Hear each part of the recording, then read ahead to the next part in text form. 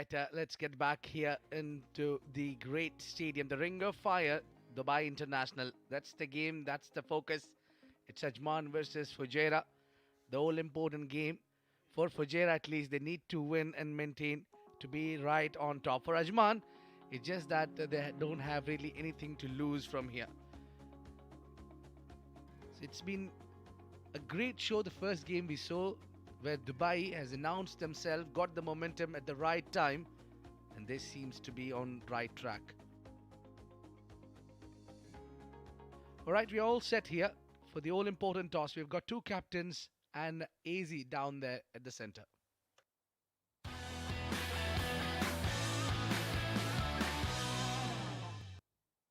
Good afternoon, ladies and gentlemen, and welcome to the Dubai International Stadium for match number 27 of the MazaPlay.net Emirates D20 2022, powered by FanCode.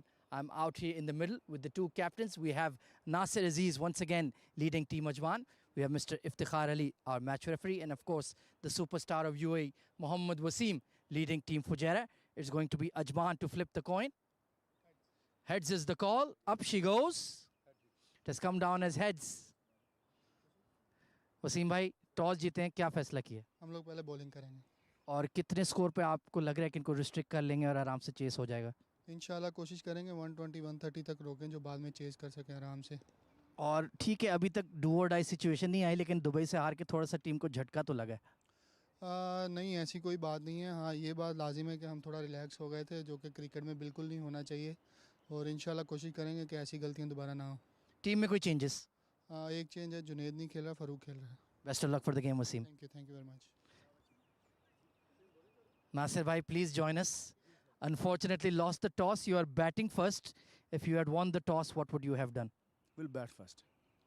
So what is the score do you think is a decent target you can set for a very strong Fujairah side?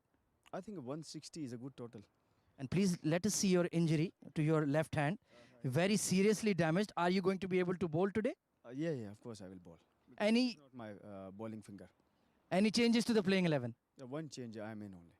Best of luck for the game, Nasser Aziz. Thank you, brother. Right then, news from the center is that Fujairah have won the toss and they've elected to bowl first.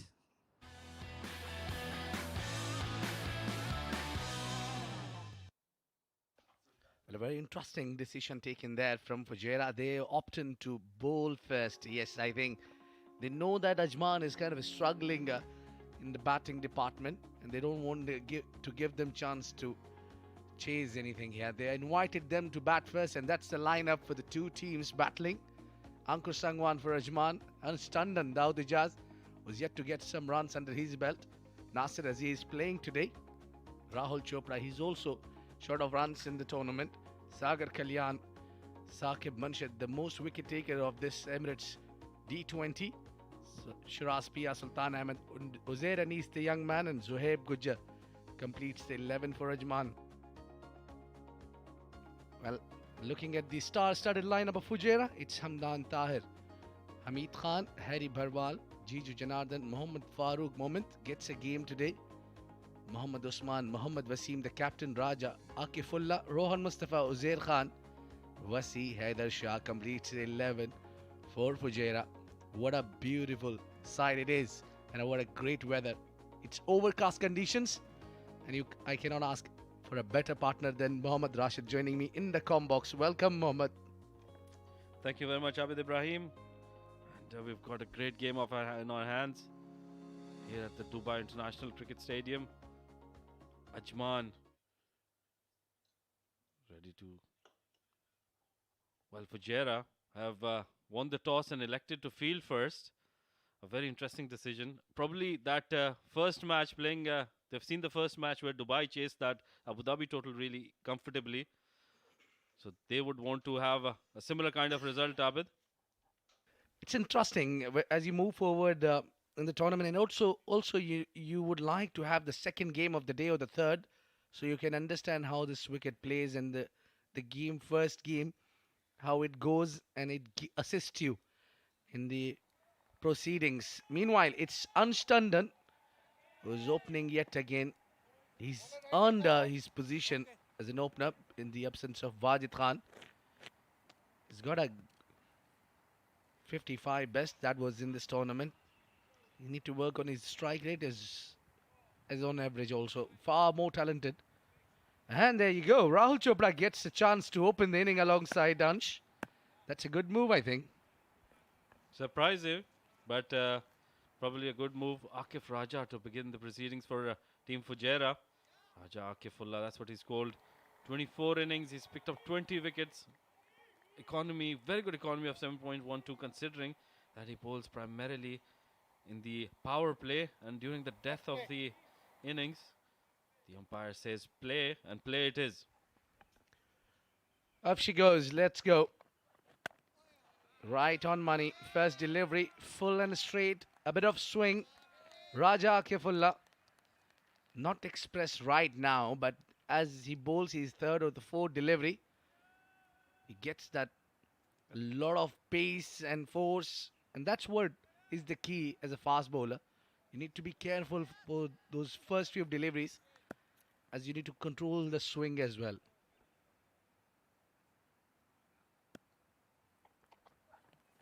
Yeah, there you go. Pull the length slightly back, right on that good length channel, and bit of a swing. Certainly, very talented bowler, Raja Akifullah. Part of the UAE setup as well. Slightly short of length, but he's got that away movement. Rahul, initially he's got that tendency of not moving his feet, and we certainly saw that in the previous delivery.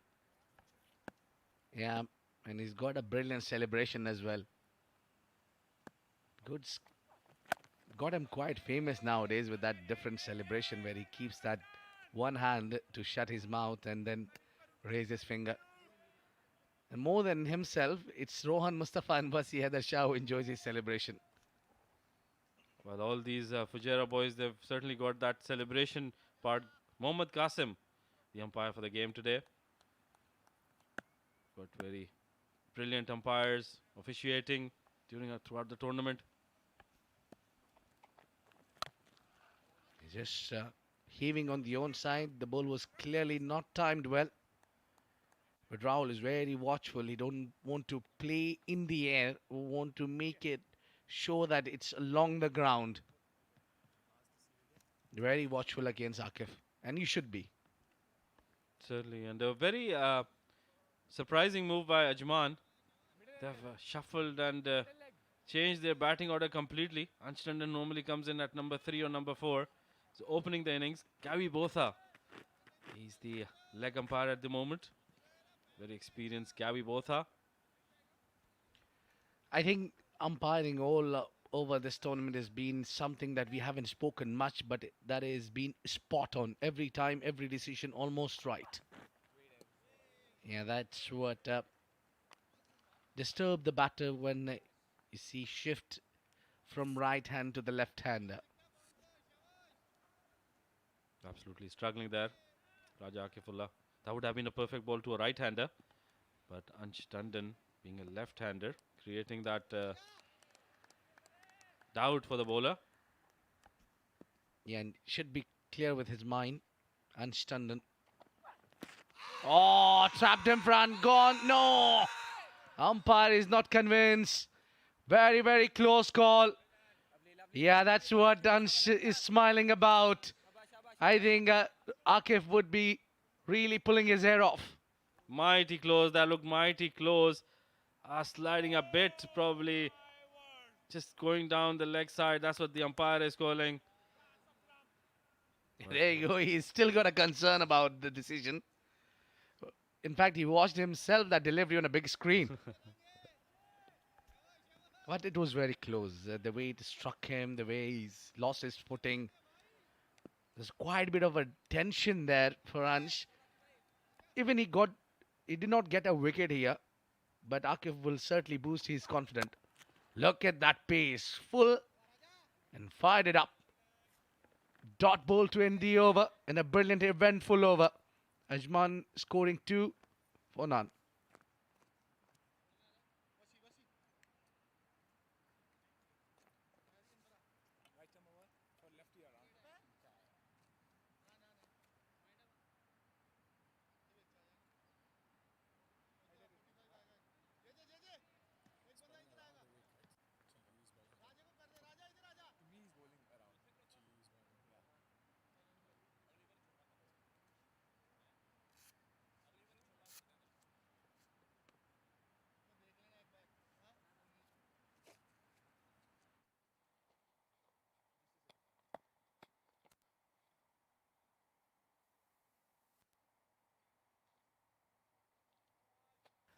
And there you go. Rohan Mustafa with the new ball immediately just because the left-hander is there. Anstanden, they want to put him under a little bit of a pressure that they brought in the offie, Rohan Mustafa. Oh, good. Nice. Hard punch. What a great shot through the covers. Solid and beautiful when you see any batter plays that one on the gap. Well, a very good shot. Pitched up by Rohan. That might be a loosener.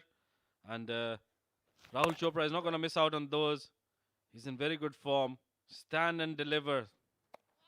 Pulled his length back. Rohan Mustafa. Very good comeback there by him. Yeah, that's what he does this thing. Thinks or two about bouncing back hard. Now he's taken the pace off, bowling slow, and I think that's the key here. Every bowler who bowls really slow got a great outcome as a bowler here, starting from Ahmed Shafiq. This one hit hard on the onside. There is a sweeper, Hamid Khan. Well, I think this is the reason why Rohan has taken the ball from the captain. He wants to bowl to that left-hander. Rohan, he's always very interested when a left-hander comes on to bat. He wants to take the ball. Yeah, and I think the idea was just to bowl the loosener to Rahul. So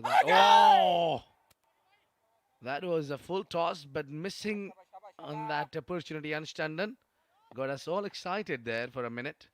Look at that swing he's got. Look at that in-dip. Oh, that's a lot of swing there. Rohan to bowl the last over. Dot ball to end the second over. Ajman 7 without any loss.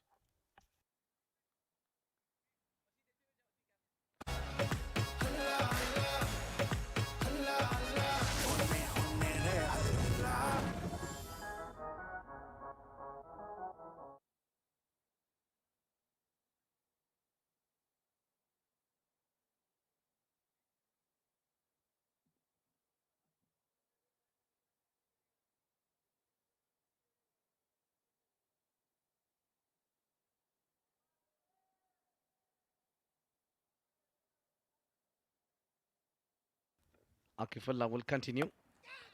Oh, cut away beautifully, nicely done. Uzair comes in. They've got a fielder on the right spot, Akifullah, and it seems to be that both the bowlers, Akifullah and Rohan Mustafa, likes to bowl against Anstanden, and he's yet to open his account. Well, certainly. And Abid, we know that Fajairah has almost qualified for that top 4 position, and Ajman has definitely been out of the tournament. So they're certainly playing for pride. What should the approach be for Ajman? And I was looking to question you that one. You're the right man, but I think Ajman should play for the pride. Definitely, they need a couple of wins. They should concentrate on those last games to get something home, to something to cheer about.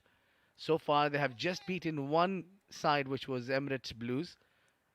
And since then, every game there's been on the receiving end. Well, what would be your takes? What should be the strategy for Ajman?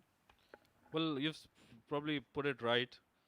They have to play for pride and, not for anything else, but for themselves to come back very strong in the next tournament.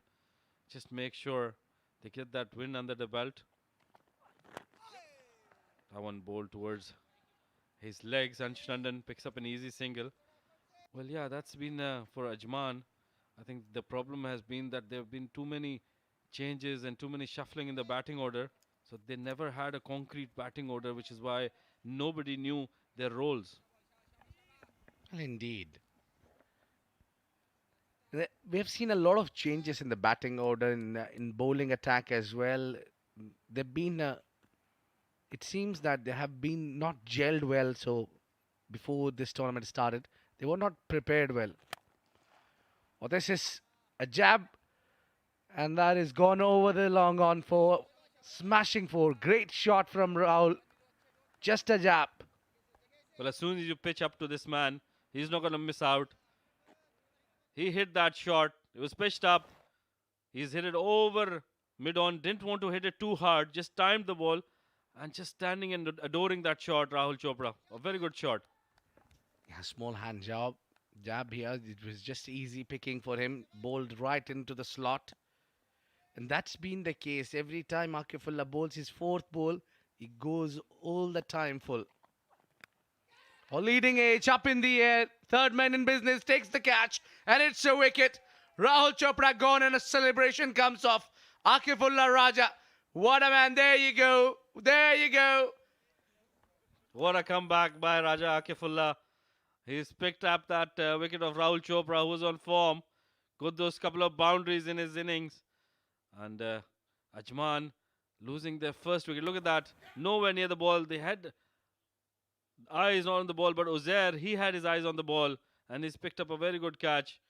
Ajman have lost their first wicket with the score at 13. Rahul Chopra gone for 11 after facing 11 deliveries.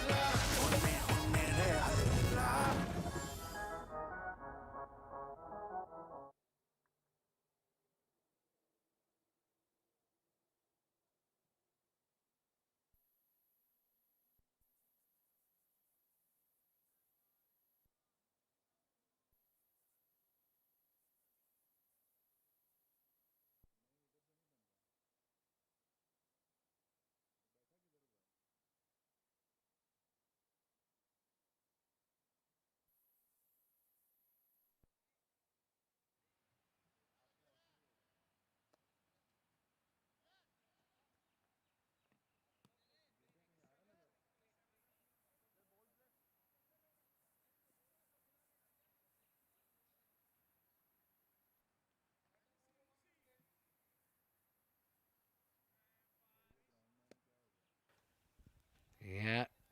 Dropped one number down. Sagar Kalyan. He's got 250s. And he's a good, solid batter. One down. 13 for 1 at the end of 3, Ajman.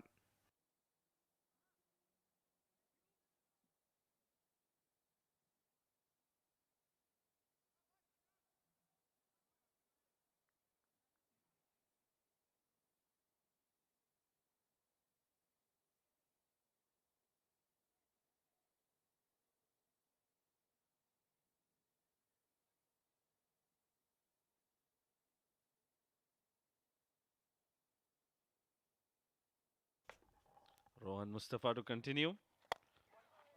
Slightly fuller. Drill down towards that long on region. Rohan has got protection there. And now Sagar Kalyan.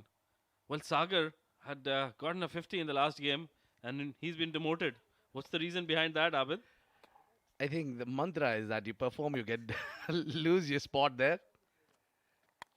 Oh, outside edge, thick edge, passes, no slip on.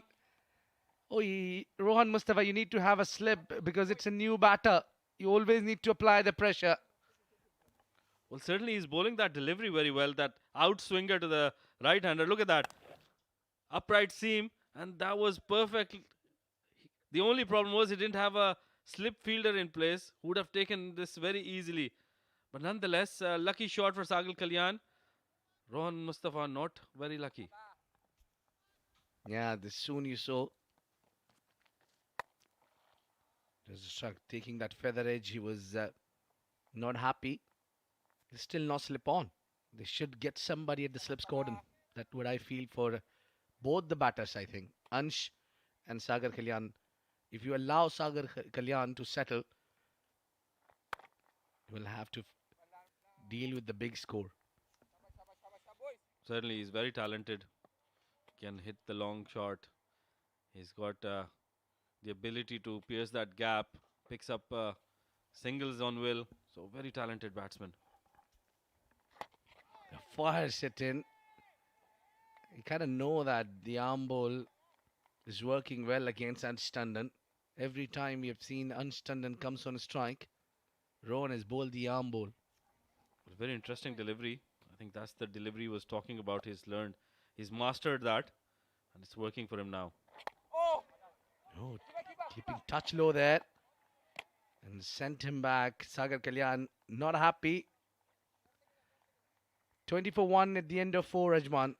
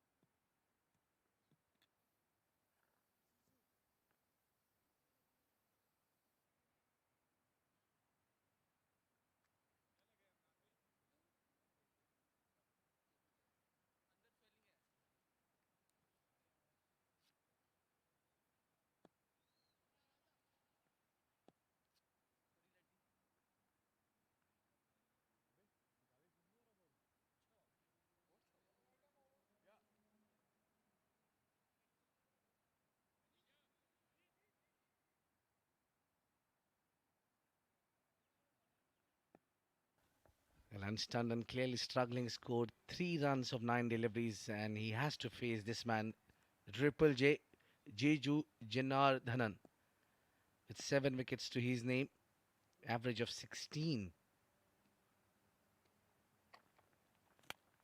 Oh, he's been lofted on a very first delivery on the onside. That's been the tactic from Fajairah. Every time they make their first change, they bring in Jeju. And Jeju is the kind of a bowler who's got plenty of experience and gets the movement of the seam. Certainly very talented Jiju Janardhanan. Double J, I call him, and you call him Triple J. Just keep on adding those J's in that. Well, certainly very talented. I love the way he swings the ball. I would love to see a slip. And they've got a deep sweeper cover and a deep square leg in position. So the aim would be to bowl slightly back of length. Yeah, you can clearly see Sagar Kalyan moving one step ahead of the crease to negotiate with the swing. It's very quite evident. Jiju Janardhan gets that swing. Look at that. Beats him comprehensively. Squared him up with the swing. Well, double bluff there by Jiju Janardhanan. He was trying to... he's put in that field position which shows that he's going to bowl quick, shorter deliveries. But he's bowled that slower back of length delivery. So you're very watchful you need to be when you're trying to play Jiju Janardhan. Doesn't seem to be quick bowler. Doesn't seem to be a bowler who can swing yards. But he will swing enough to trouble you. You just cannot take him for a ride. Another young man here. Wasi Haider Shah. flex those muscles. Yeah, probably knowing that he's coming on camera, watching himself and trying to stretch that belly in. That's upish, up in the air. Fielder, no, he will not get to it. And that will sail over his head for a maximum. First 6 for Ajman. And Sagar Kalyan had to just bring the bat in front. A very good timing there by Sagar Kalyan. Now slightly fuller and swinging towards that leg stick. And he's just timed that and it's gone all the way. Brilliant shot there. Very unexpected and well, certainly that'll get Raja Akifullah under a bit of pressure.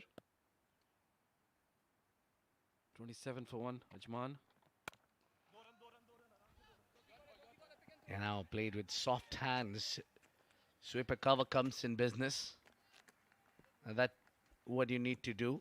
When you get 6 runs of Jiju, the first thing you need to do is get to the other end.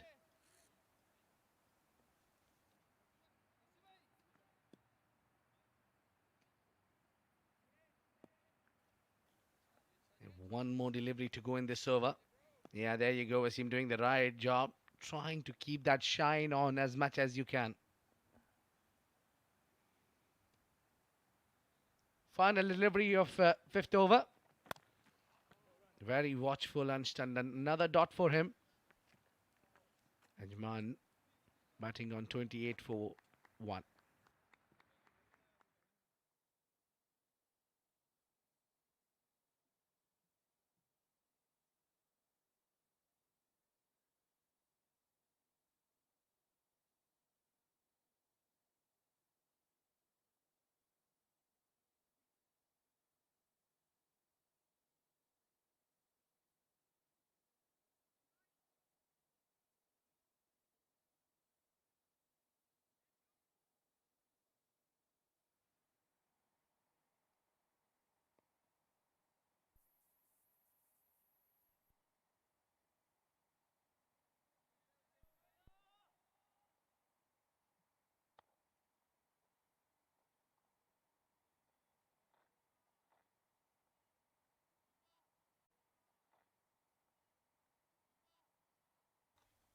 There you go.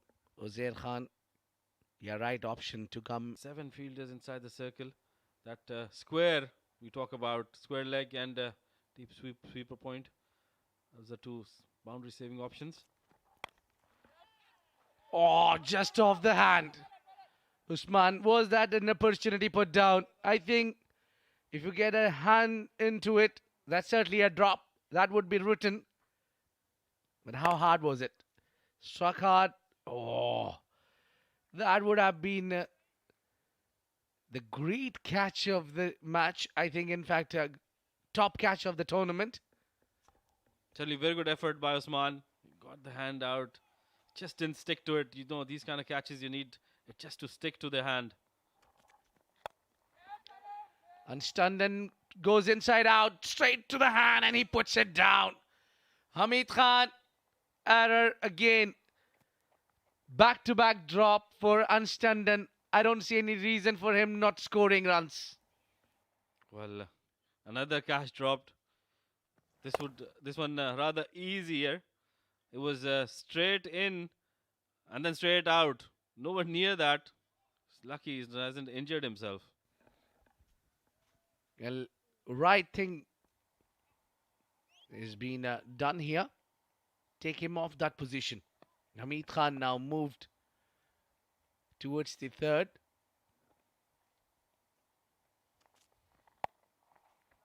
He's just trying to open his shoulder, Anstanden.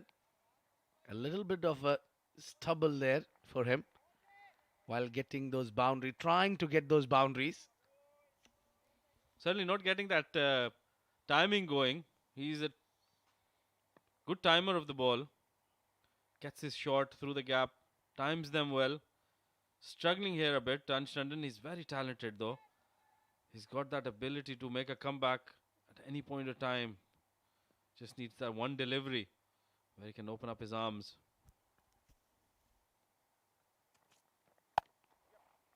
He glides it beautifully for a single.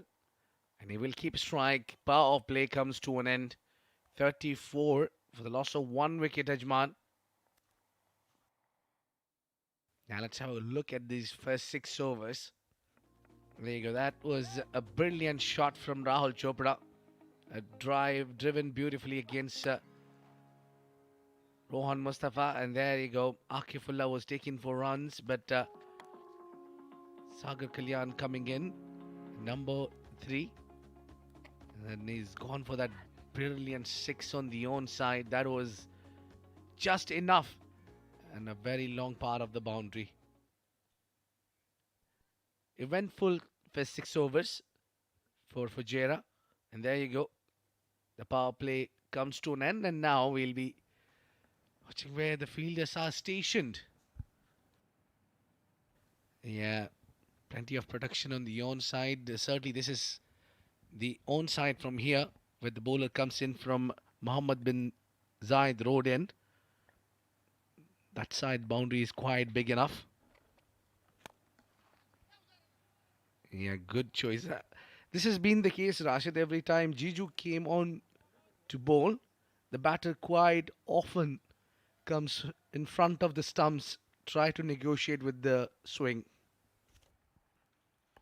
Well, they've been analyzing each other, these boys. They go back home and they look at the videos. And they play together as well domestically, so they know the strengths of everybody. As you rightly mentioned, they try to negotiate with that swing by taking a step down the wicket. So that's working for them, I think. I think they just need one boundary in over, and the rest they can rotate the strike. Sagar is already playing with the 150 strike rate. He seems to be okay. He seems to be sorted out. But Anstanden faced 17 deliveries, scored 8 runs, and that is what haunting him now. That's where he's looking for runs. That's the reason you saw those 2 drop catches. Both the occasions it was Anstanden survivor. Straight to the fielder. I think Fajairah need to play a little better. They need to attack here. Just don't allow Ansh to settle down. He's already got 2 opportunities. And a batter like Anstant, and once he gets going, he'll be unstoppable. Certainly, Fajairah are controlling the game. So for Ajman, I think it's Sagar who needs to take the aggressor's role, and Ansh needs to play that anchor's role.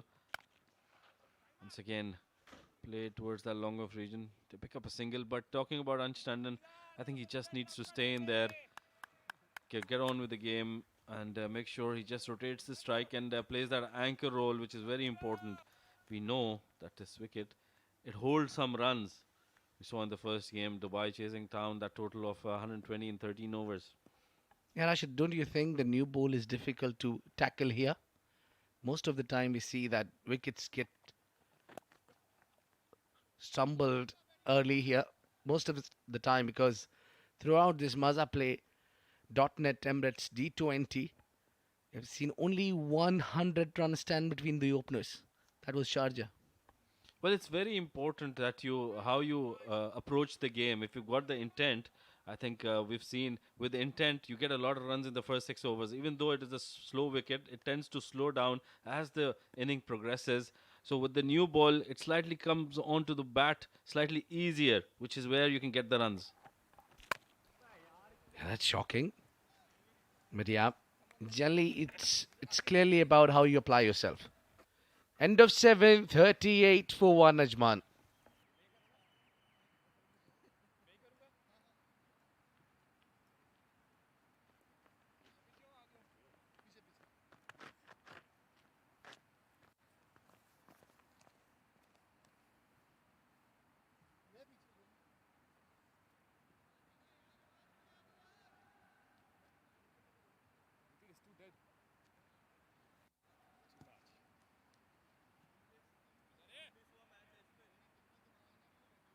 There you go.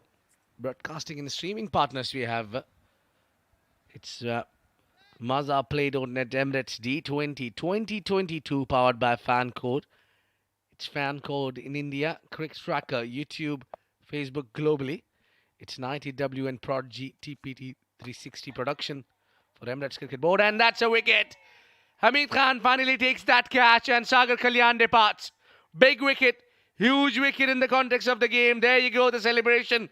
It seems everybody is just copying and pasting of Akifullah Raja. Well, we were talking about Sagar Kalyan not keeping the ball down, and that's led to his demise. Very good delivery. He was surprised by the shorter delivery by Ozair, and Hamid Khan makes no mistake, picks up that wicket. Sagar Kalyan, he's gone after scoring 17 of 14 deliveries. Ajman 38 for the loss of 2 wickets now.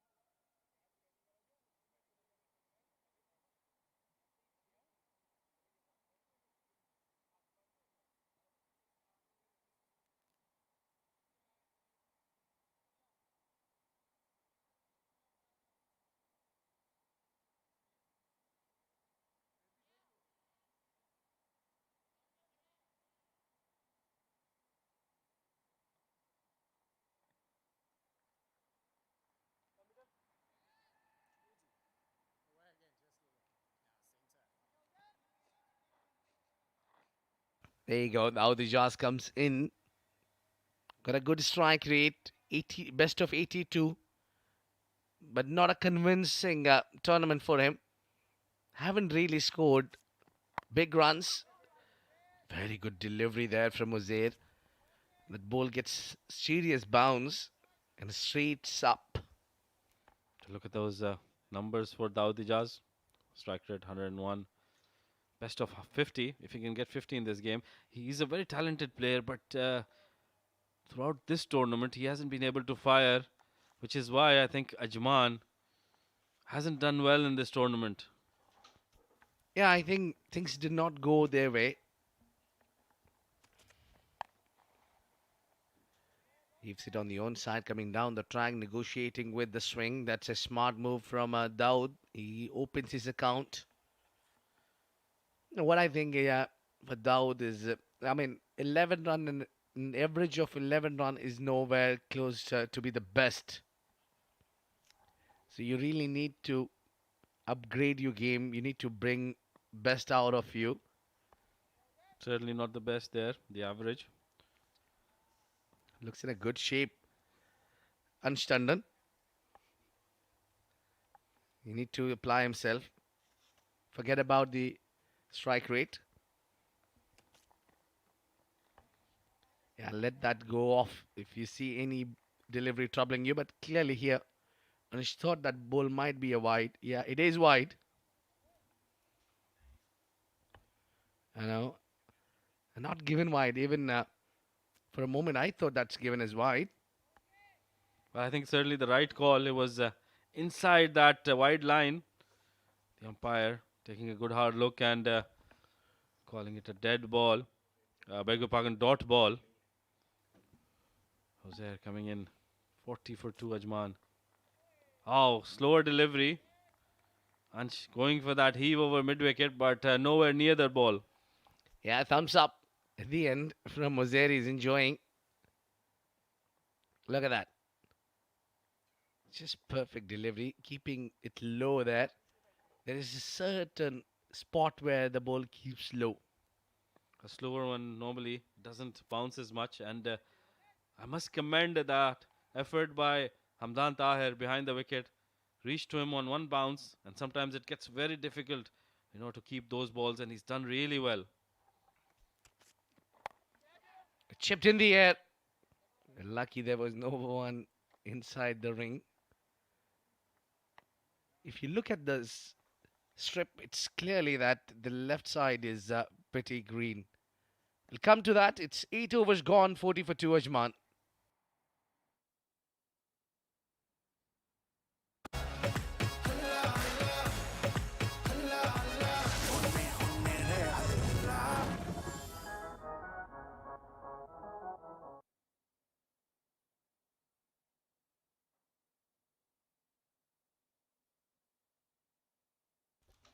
Well, Dafa news fun fact there. Lala Amarnath is the only bowler to dismiss Don Bradman hit wicket in Test cricket. Interesting fact there, Abid Ibrahim. Yeah, very, very interesting fact. He's great batter. One of the finest batter this game of cricket has ever witnessed, Sir Don Bradman. Can you tell the average?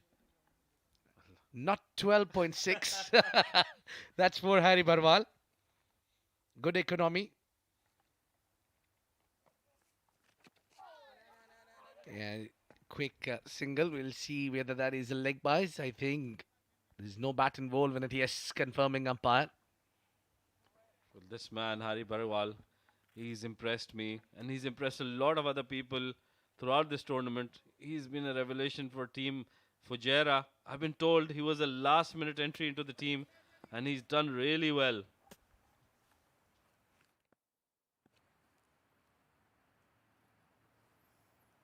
Yeah, indeed. Oh, very, very risky shot. You never know when he'll bowl the arm bowl, and that's what he wants you to do. Get you trapped. Just invites you to play the drive, and one ball banks in through the gate and top of the bails. That's been the case for this man. Picked up wickets for fun. Good fielding here. So we had been talking about the average of Sir Don Bradman. So do you remember the average of Sir Don Bradman? Well, I think it was 99.9 something. Thank you, Abid Ibrahim. Well, that's something disappoints me. And I don't think so. Any expert or any player who played this game would not call that average. Certainly the highest average ever in the game of cricket. Sir Don Bradman. 99.94. Yeah, we would like our audience to get involved with us. Tell us the average, and let's see how many of them get. Yeah, just driven straight.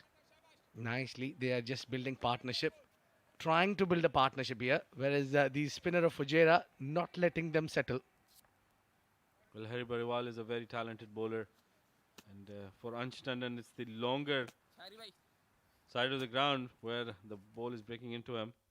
So it'll be interesting to see how he plays these last delivery. Steps down, takes a single towards that long on region, ends the over with a single. Bariwal has started the overs proceeding well. 43 for 2, Ajman in 9 overs.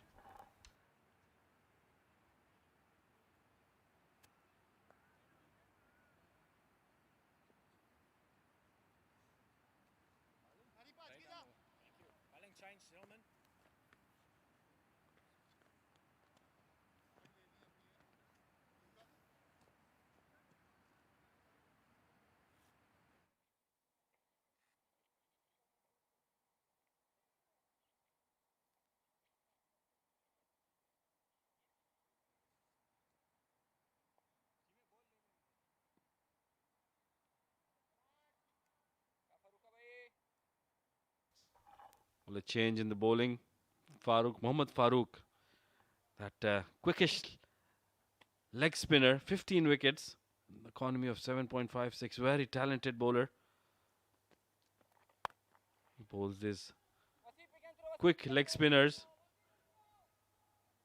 Let's cut that word, that extra cover region, and they pick up a couple of runs.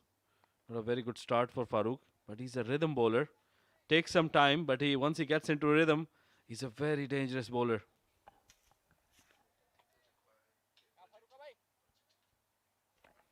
And we're almost halfway through, with 45 runs on board with 2 wickets down. A big shout, close, certainly looks close. The finger goes up. Farooq Mohammed strikes. That's a big wicket. Unstunned and clearly was struggling over here. His struggle comes to an end. What a breakthrough when that small partnership was taking them on a comfortable position. What a brilliant piece of bowling this is from Moment. And a brilliant umpiring there as well. Very good decision. He shuffled across and shuffled a bit too much. Easy decision by umpire Gavi Botha. Anstanden loses his wicket, 13 of 25. Ajman in a spot of bother, 45 for the loss of 3 wickets.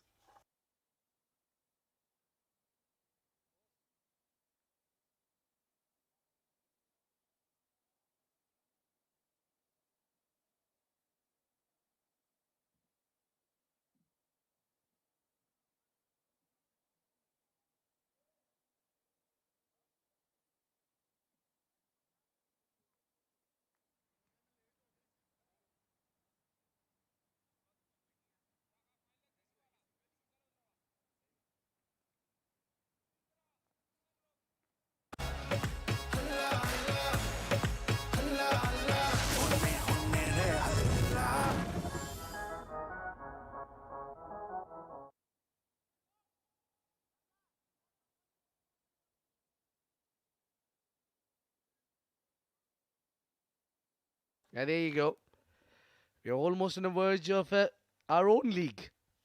ILT 20 starting from 13th January. Pick your teams. And I'm sure that Rashid has already done. Well, that's a cracker. What a brilliant hit. Down the ground, Sultan Ahmed is just started where he's left last night. Absolutely. He doesn't need any time. He just whacked that over Farooq's head. And nobody even blinked their eye, and that was on the boundary rope. Well, and not others could do that. And he's doing it with a lot of fun. Oh, he's limping. He's limping there. Goodness me, that's not good sign. 50 up for Ajman. And now we know clearly why his intention is quite clear that he want to go hard against the bowlers. Well, he did injure himself last night in the game where he was taking that 3 runs and he had to dive, hurt his knee. So that's probably the reason why he's limping now. Yeah, good fielding there, but they'll still take single. Well, it hurts when You see, a champion like Sultan Ahmed, last night he almost got Ajman home, and it was Dubai who won the match by barest of the margin, but one run, and he was at the other end and remained unbeaten. Well, why was this game so important that he had to play this game? If he's injured, he should be resting now. Going on a back foot, tries to play a cut shot, missing on that occasion. 51 for 3 at the end of 10. We're halfway through, and there will be change in the voices. Mudassir and Shoaib Ahmed will take you through.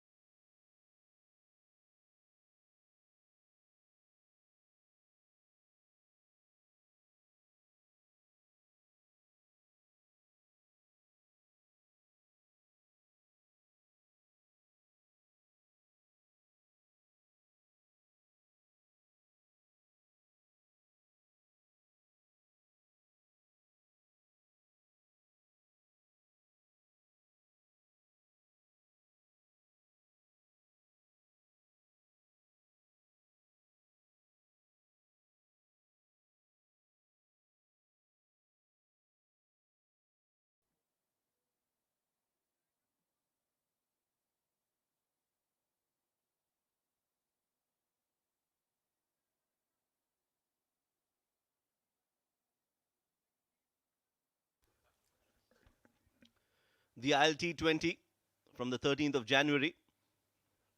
Uh, Abid just mentioned that you need to pick your sides. I've been joined by Mudassir. Mudassir, who will you be rooting for in this ILT20? Which side? The one and only Amchi Mumbai, the Mumbai team, and the next the team. If at all Mumbai doesn't qualify, then I'll go for Vipers. Well, interesting. But you've become my even more closer friend now. MI Emirates, that's the team we'll be rooting for. And mine too. And Desert Vipers also, a close second. Sultan, he's still injured. What a game we've witnessed yesterday, and this man just was outstanding with the bat. Short ball, that's a typical Rohan Mustafa delivery. Surprise delivery by Rohan Mustafa. And what a commitment towards the team, Sultan Ahmed. And the captain himself, he has that fractured finger, but still playing this game. Though they are out of the tournament, but still giving some fight.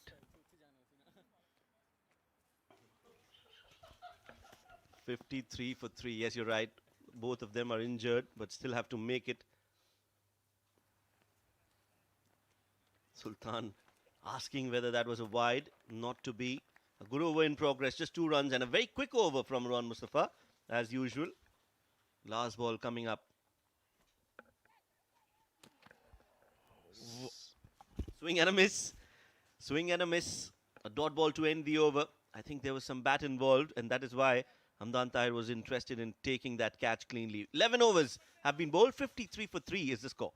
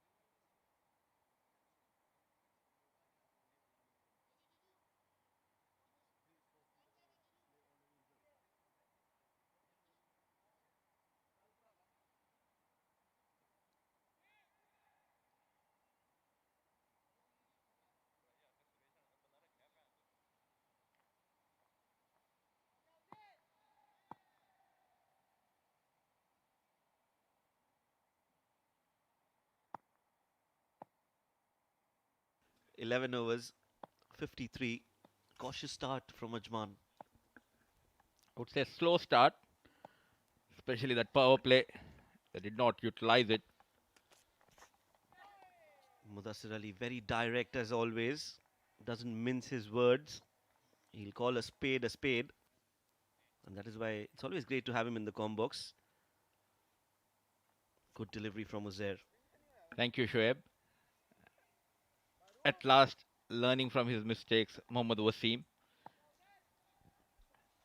giving the ball to Uzair Khan in the power play, and he's doing good job. Yes, I always felt he's a new ball bowler, Uzair, and he's given his best performances when he's bowled with the new ball. So, good decision from Mohammad Wasim. What a tournament this has been for Ajman. They've got some really good cricketers, talented cricketers, and also experienced, but they just haven't been able to play as a unit, Mudassir. The struggle continues. He's in pain. Sultan Ahmed. The question raises, was it much needed for Sultan Ahmed to play the game, and top of that, coming top of the order to bat?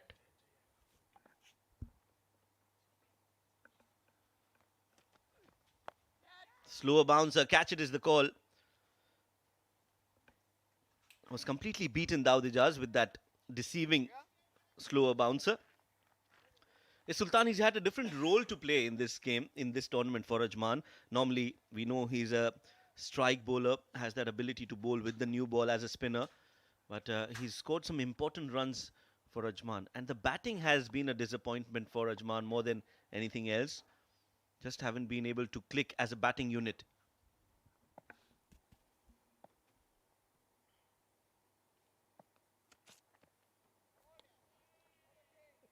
Short delivery towards Sultan Ahmed, bowling extremely good. Uzair Khan was pick of the bowler in the previous edition, was playing for Abu Dhabi, and in this edition Fajairah picked him for his bowling as well as for his batting performance. Bats low down the order, a useful all-rounder to have in a team.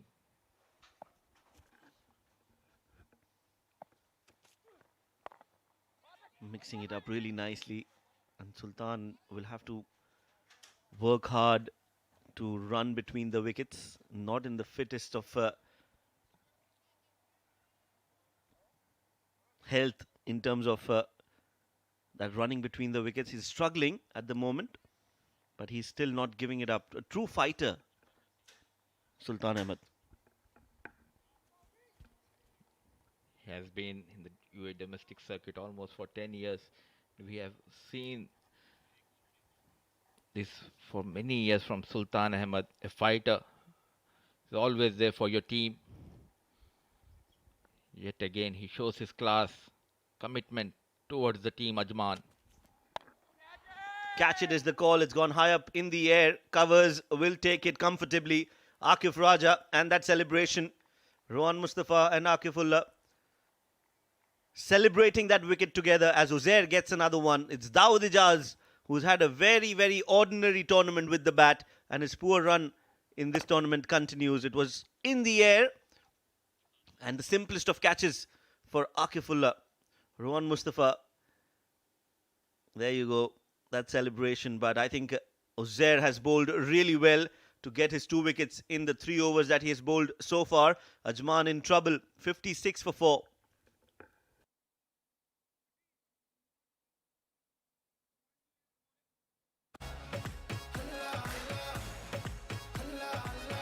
sorry.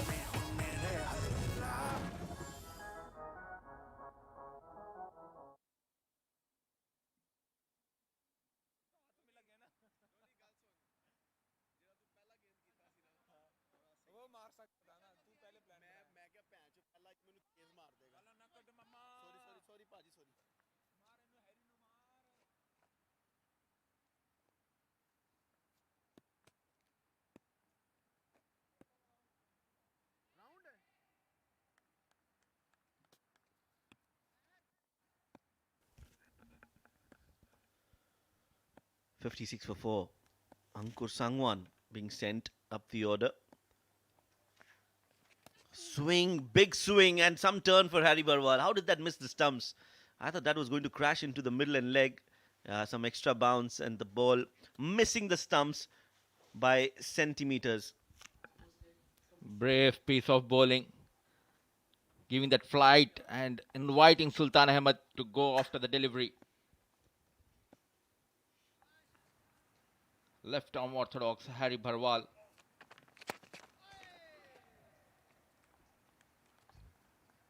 It's a longer boundary for both the left-hand batters towards the leg.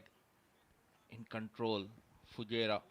But those 2 losses, against, especially against Dubai, definitely it's hurting them. Yeah, close matches, both of them, for Ajman. And sometimes you also need a bit of a luck coming your way just to push you to perform better. You need that luck in your side. That hasn't also been the case for Ajman. Ankur Sangwan, really like him as a bowler. Very, very effective. Nicely played on the back foot for a single. Looking for 2, but no chance with Sultan Ahmed. Just not able to run quickly between the wickets. It is the land of left-arm orthodox spinners. You have n number of left-arm orthodox as well as left-arm fast bowlers. The one sitting next to me, Shoaib Ahmed, is a left-arm fast bowler himself. Well, not fast anymore, I think. But thank you very much, Mudassir. Yes, you're very right about that. We've got a lot of good left-arm spinners and left-arm bowlers. Even in this tournament, Harry Barwal, Ankur Sangwan, Nilanj Keswani didn't get a lot to play. Aryan Lakra, Rahul Bhatia, Ahmed Shafiq, Rohit Khan as a fast bowler. So many of them. Jawadullah. The list is endless when it comes to left-arm bowlers. A great pool of cricketers, and all of them are capable enough to represent UAE at the highest level. 13 overs, 60 for 4.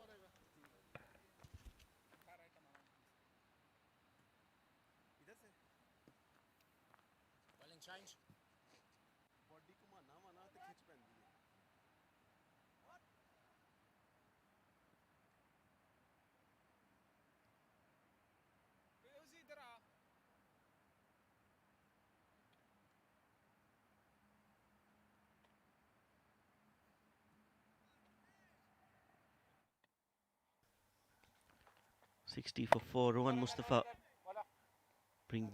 brought into the attack, bowling his fourth.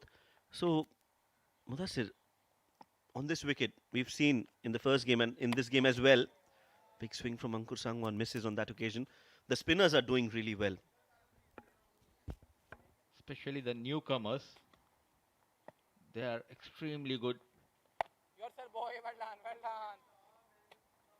And the surf is also helping them, especially talking about Ahmad Shafiq.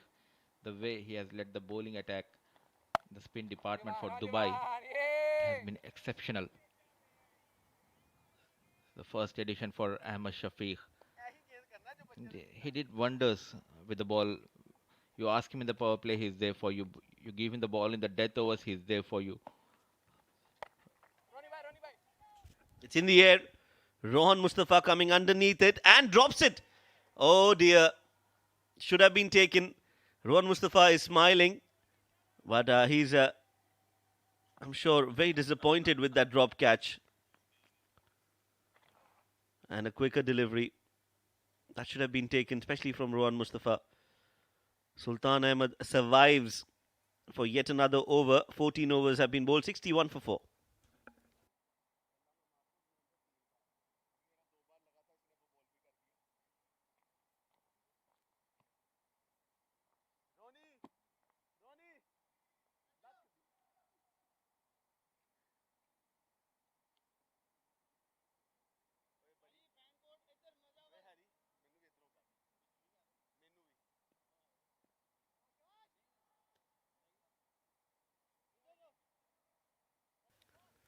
Sixty-one for 4. 14 overs have been bowled. 6 more to go. Ajman are struggling to get to even 100, Mudassir, from here. The batters let them down in this tournament. Yet again, they're finding it hard to score runs. Slow in the air, Harry Bharwal keeping things tight, dominating the bowlers of Fajairah. Yes, this is reading the conditions well and bowling according to what the pitch has to offer. Harry Parwal has bowled a lot slower and he's been able to get some turn from the wicket as well. Nicely played straight down the ground by Ankur Sangwan. But Hamid will cut that off.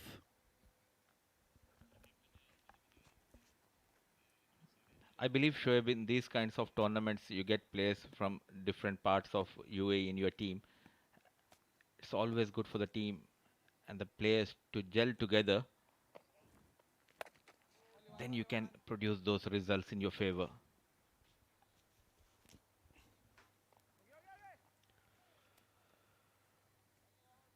Yes, it's important that you play as a team. And that is what also was missing with Team Ajman. Just didn't look like they are playing as one unit. But all these are just observations. Oh, that's a clean hit. That is a very good hit from Ankur Sangwan. Anticipating that there will be flight on offer. Dancing down the track, getting to the pitch of the ball and playing a glorious shot towards long on for 6. Good use of the feet.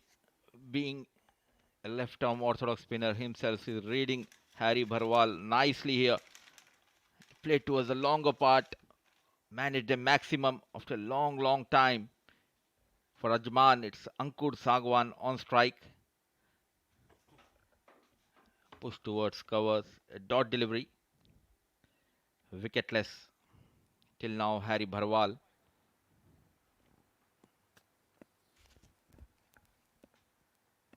Eight runs of the over. One more ball to go. Another flighted delivery again, trying to get to the pitch of the ball. This time, just yorking himself, Ankur Sangwan, getting too close to the ball. 15 overs, 69 for 4.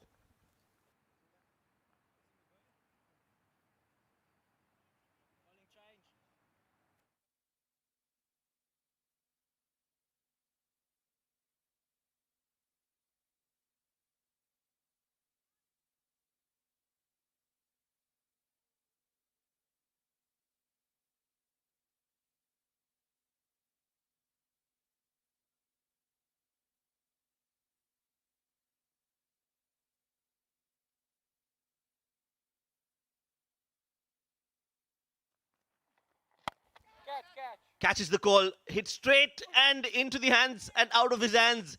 Rohan Mustafa is just dropping catches left, right, and center. Mohammad Wasim is not happy, and rightly so, because that would have been a wicket on the very first ball of his over. Rohan Mustafa, you don't see him dropping catches, but I think it's an off day for him. Definitely struggling, Sultan Ahmed, and limping, but managing that maximum. A drop catch by Rohan Mustafa, resulting in a 6 for Ajman and Sultan Ahmed. Poor effort by Rohan Mustafa, dropping a catch of his own bowling. Catch again is the call. It's been in the air for some time, in the gap as well. So Sultan now is eyeing those boundaries against Wasim, who's brought himself for the first time in the game. Normally bowls medium pace, but today decides to bowl spin for some reason. And the pitch could be a factor, but you've got top quality spinners in your team. And Wasim just trying his hand. It's not working in his favor. Beautiful hit by Sultan. Targeting Mohammad Wasim. Sultan Ahmed. A smart piece of fielding by Rohan Mustafa. One bounce into his hand. And quickly released the ball towards the non-striker and asking for that run out, Mohammad Wasim. Yes, that was hit hard. And did not expect Rohan Mustafa to throw it so quickly. Very difficult to say from this angle. That was a good throw, a very good throw. And looking at Sultan Ahmed, I think he's a little unsure whether he made it or not. Now, this is a better angle to know. Okay, the ball is reaching. I think he's made it. He's made it. I think he's just over the popping crease. And not out, says Gavi Botha.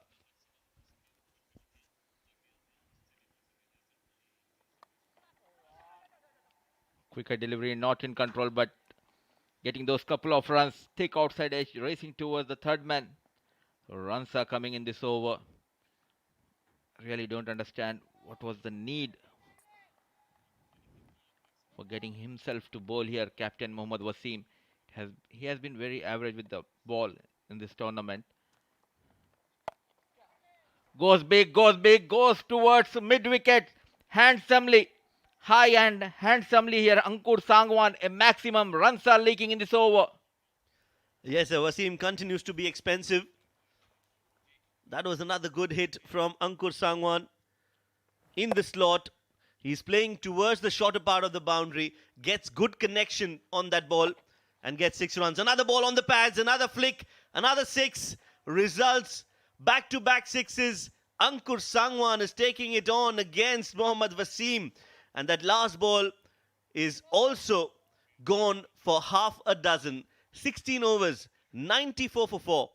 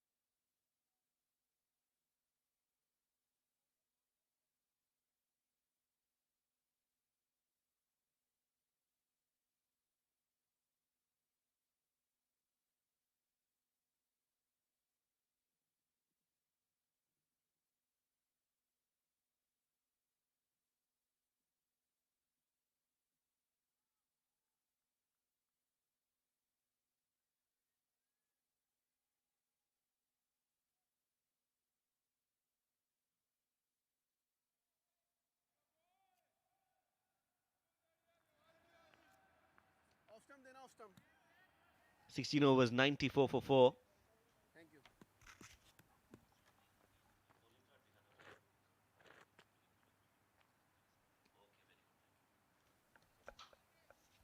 16 overs, 94 for 4. Akifullah back into the attack. And comes around the wicket, bowling it down the leg side. Will be a wide as well. Whenever he comes to bowl, Mohammad Wasim, there's always a chance for the teams to make a comeback. Yeah, he's been expensive quite a few times. He's also won games, but I don't think there was a need for him to bowl in this game. We look at the bowling card and the bowling options that he had at his disposal. Nicely played straight down the ground again. This time he'll make it comfortably.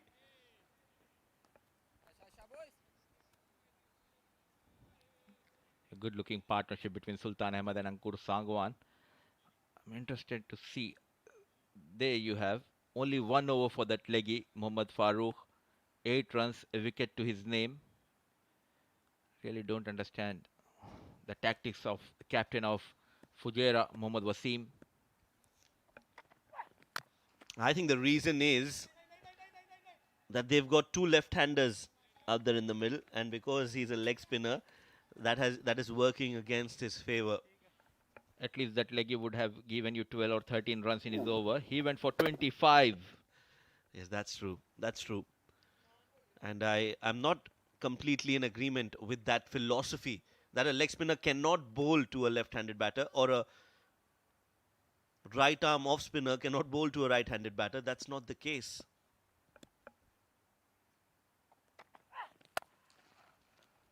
Drilled towards the covers. Ankur Sangwan is playing a very important knock in the context of the game. Just like Sultan did in the previous game for Ajman, Ankur is scoring at a brisk pace of 25 of just 17. Hope you remember that magical delivery Shane Warne bowled to Trescothick. A leggy bowling to a left-hander. Absolutely. Unless he's been hit for some runs, you can't just think that he might leak runs.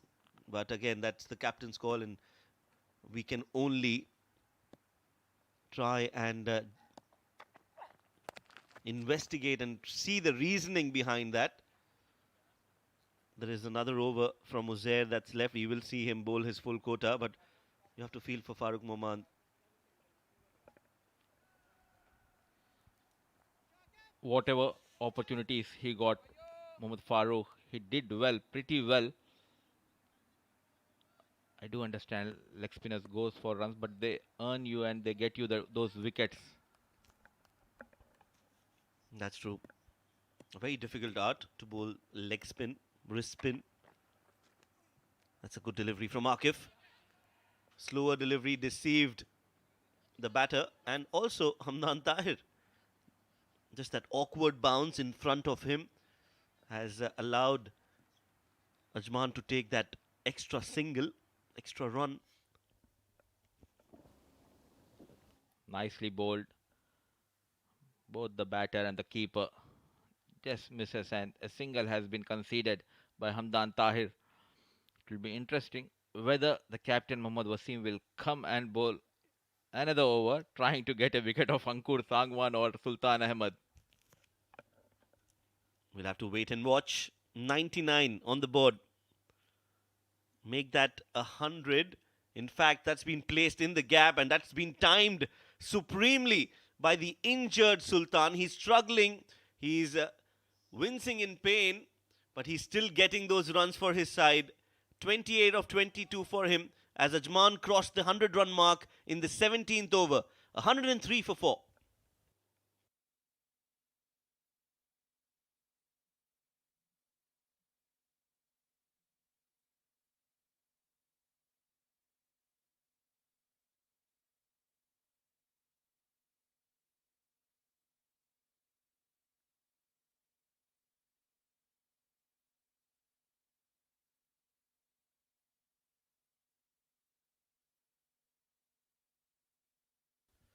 That's the bowling card.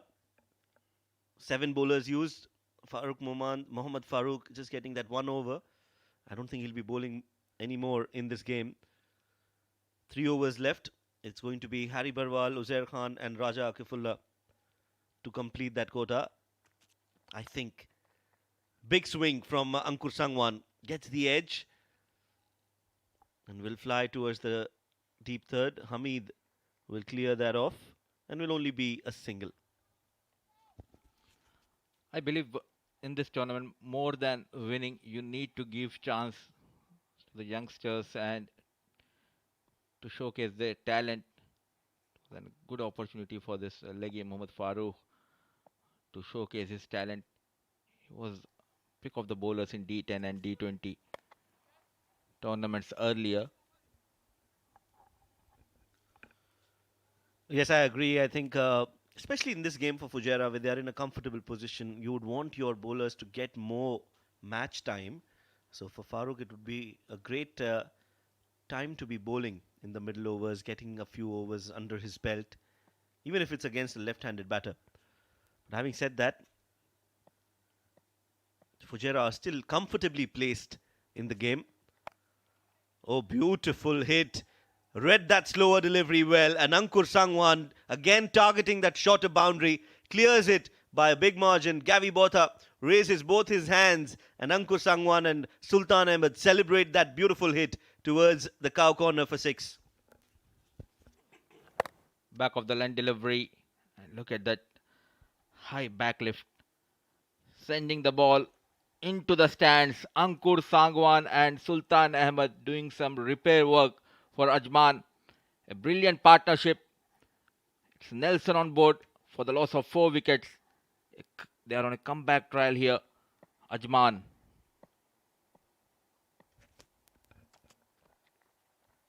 Short ball, well directed, missing the helmet. Hossain has got a very lethal short delivery. But on that occasion, it was a good setup.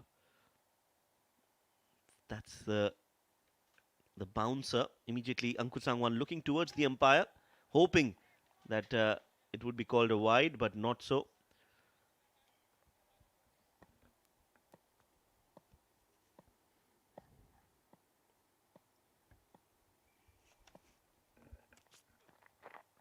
Down the leg, and this time it will be called a wide. That 1 over, everything has changed. They got that momentum here. Ajman, especially the way Ankur Sangwan is belting the bowlers of Fujairah. Anything above 140, it will be a tough task, as we have seen short of runs from Mohammad Wasim, and the top order of Fujairah is struggling. They've definitely got a lot of batting in their lineup. Oh, that's again played up in the air over the fine leg fielder. Top edge. Ball will almost reach the ropes. Great fielding there by Hamid, who ran all the way from the deep third towards the fine leg and made sure the ball was inside the field of play. Well done, Hamid Khan. Saved a couple of runs for his side. Ankur Sangwan gets 2 more runs to his name. Was busy in the field throughout this inning. Hamid Khan, good commitment, covering almost 20 to 25 yards. Expensive over continues. The last delivery, a slow delivery. Wide has been called. They are struggling here after getting those 4 quick wickets. Decent partnership flourishing between Ankur Sangwan and Sultan Ahmed.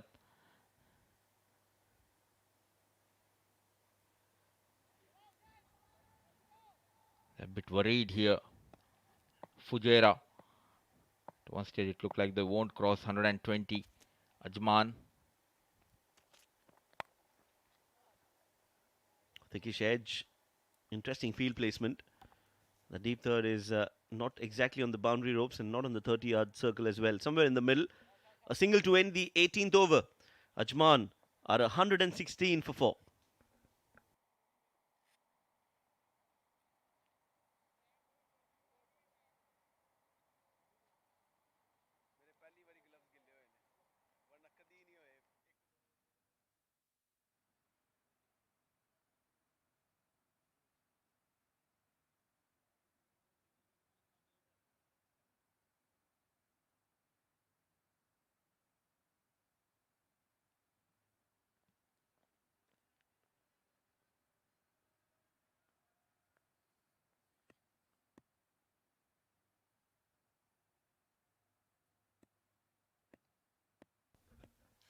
Akifullah to continue his fourth over.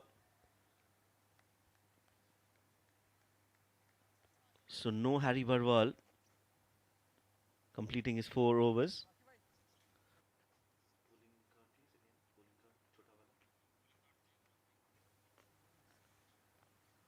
17 of his 3 overs conceded Akifullah, and he's taken a wicket as well. We'll want to take a few more.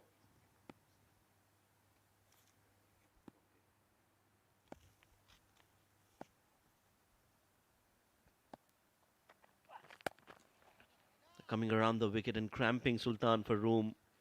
Nothing much Sultan can do with that kind of a delivery. Just plays it with soft hands towards the mid-on and takes a single. He's in immense pain, but still fighting hard for his team. One of the best knock I have witnessed in UAE domestic circuit. Under the some circumstances, Sultan Ahmed is batting for his team. It's brilliant. Using his feet up and over. Has he got enough? No, Rohan Mustafa does well to keep it inside the field of play, makes sure the ball doesn't cross the ropes. They'll only take a single because Sultan can't run. So they'll try to go for the big hits and get as many as they can. A good partnership between the two. Sultan scoring 30, Ankur 37. 63. Partnership of just 39 deliveries. Almost 9.5 runs per over. Short delivery. At last, Akifullah Raja getting rid of Sultan Ahmed. What a knock this player has played for his team. Good bouncer from Akifullah, getting the edge and into the hands of the keeper. Yes, you are right. Sultan does the job for his side yet again, scoring 30 important runs for his side when the top order has failed yet again for them. 30 of 25. Ajman are 119 for 5.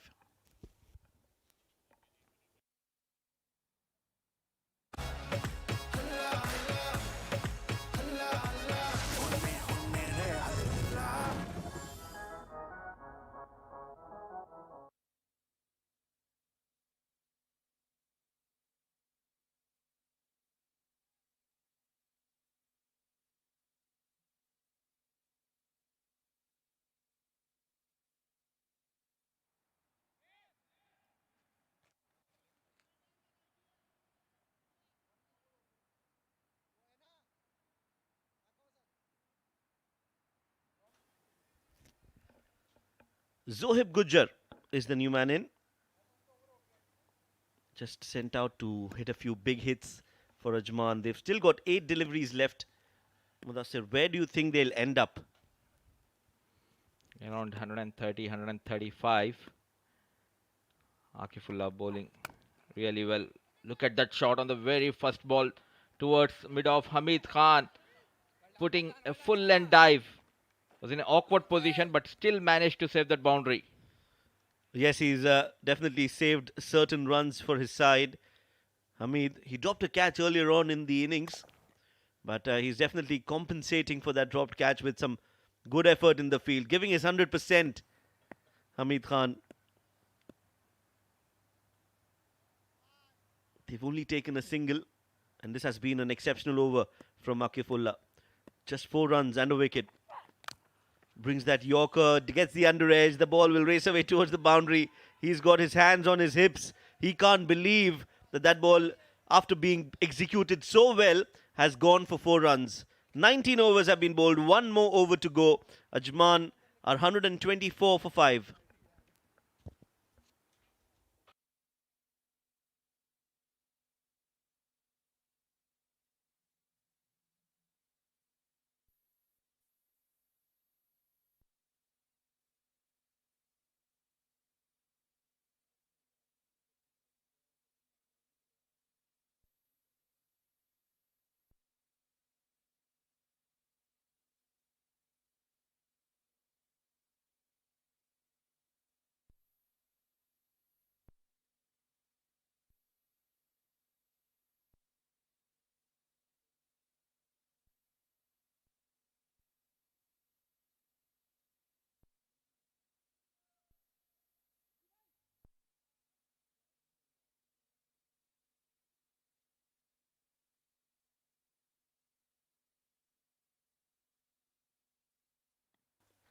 19 overs, 124 for 5.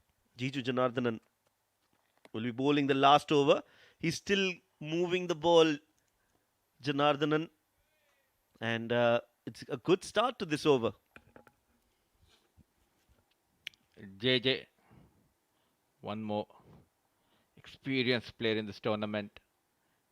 We have seen giving his 100%. Good committed player to have in your team. Jiju Janardhanan runs in to bowl the second delivery of the last over. Swing and a miss. And it was missed by the wicket keeper as well. Yes, again some movement in the air. Zoeb just playing for the straighter delivery. He's not anticipating that swing and hasn't been able to read that ball from JJ. 2 dot balls. In fact, a bye on that delivery as Hamdan Tahir missed on that occasion. Was not able to collect the ball cleanly. But this has been another good innings, special innings from Ankur. 41 of 26. He deserves to get to that 50. The field placement, a point and an extra cover.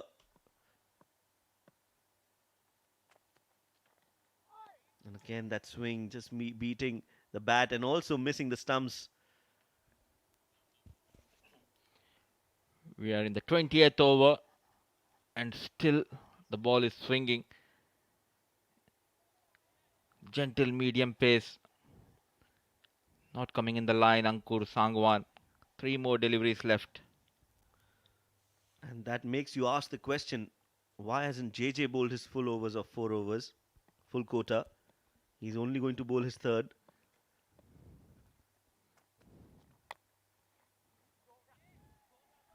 Another good delivery outside off. Getting the inside edge of the bat. They will get 2 runs.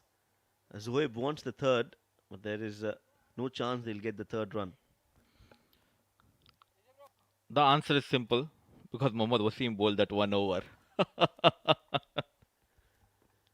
Well, yes, he did. And again, I don't know why he would want to do that. Mohammad Wasim, he's been the most expensive bowler in that bowling lineup. But that has been a blessing in disguise for Ajman.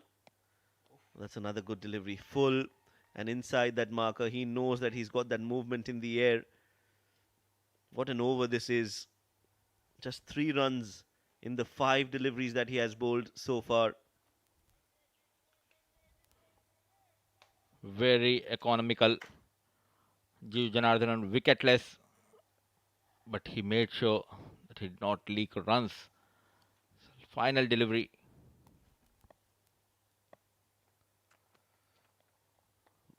Shuffles across. Ankur Sangwan is not able to miss and hit the ball cleanly. In fact, he misses. They'll take a single, but that's all they'll get on that last ball of the 20th over. Another exceptional, magnificent, beautiful, and just great to watch this over from Jiju Janardhanan as the first innings comes to an end. 20 overs have been bowled. 128 is all Ajman could manage. They could have gotten more, but thanks to that last over from JJ, they've restricted Ajman to 128, which I think is a below par score on this wicket. At the same time, Ajman might be feeling they had a chance. And looking at the Ajman scorecard, Rahul Chopra and Ansh Tandon started. They both managed the start but did not convert it. Sagar and Daud managed 17 and 5. It was Sultan Ahmed and Ankur Sangwan's partnership made sure they reached to that 128. Sultan managed 30 and Ankur Sangwan 43. He remained unbeaten, and 8 extras has been conceded by Fajairah bowlers. Looking at the bowling card, Harry Barwal didn't bowl his 4 overs. Jiju Janardhanan didn't bowl his 4 overs. And still they managed to restrict Ajman to 128. 2 wickets for Raja Akifullah, 2 wickets for Uzair Khan as well. And everybody bowled really well except for Mohammad Wasim, who was taken for 25 runs in his only over that he bowled. So let's look at the highlights of the first innings, where Ajman were asked to bat first after Fajairah won the toss. Rahul Chopra surprisingly opened the innings for Ajman alongside Ansh Tandon, and they did get a few boundaries earlier on in the power play overs. Sagar Kalyan looked good and scored some runs for his side, some clean hitting, but that bouncer did it for Sagar Kalyan. Uzair striking in that over, and then that was the easiest of decisions. Farooq Moman getting that wicket of Ansh Tandon, putting the brakes on that Ajman scoring. Sultan Ahmed came in, he was struggling, but he still managed to get some important runs. He scored 30, while wickets kept falling from the other end. It was this partnership between Ankur Sangwan and Sultan that just somehow got Ajman to a decent total of 128 runs. A few dropped catches will also be on the minds of the Fajairah players, especially from Rohan Mustafa.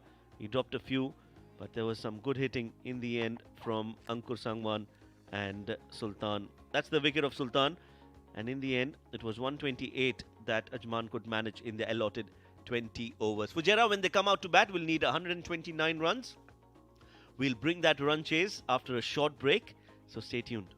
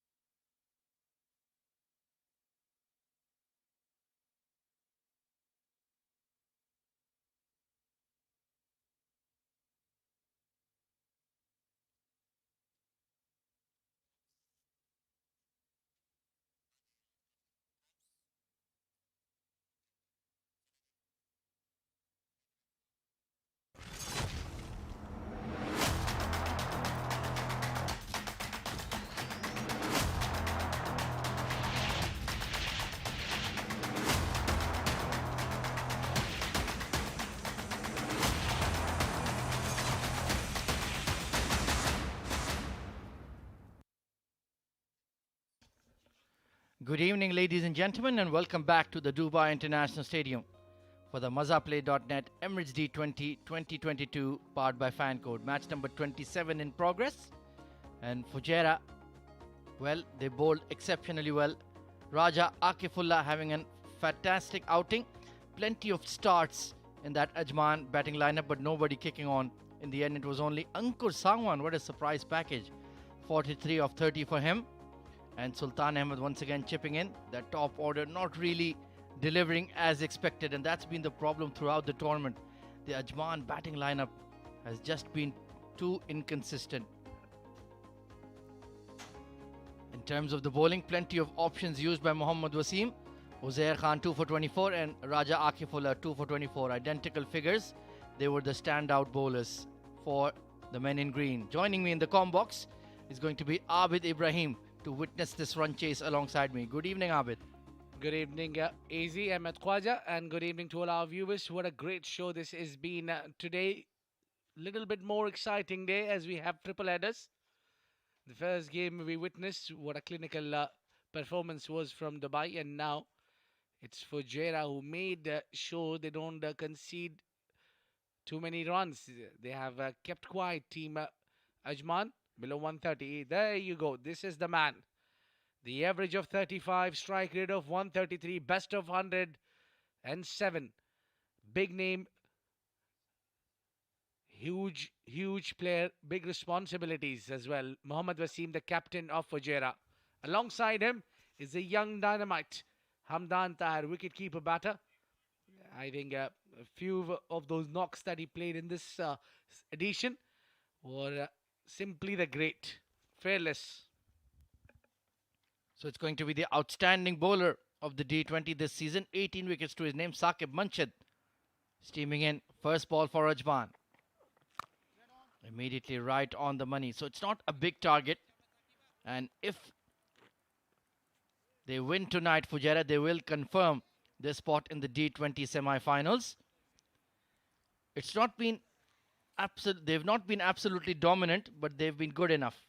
Yeah, I think they played some great games as well. That's the field set for Wasim. They've got sweeper cover and they've got third behind.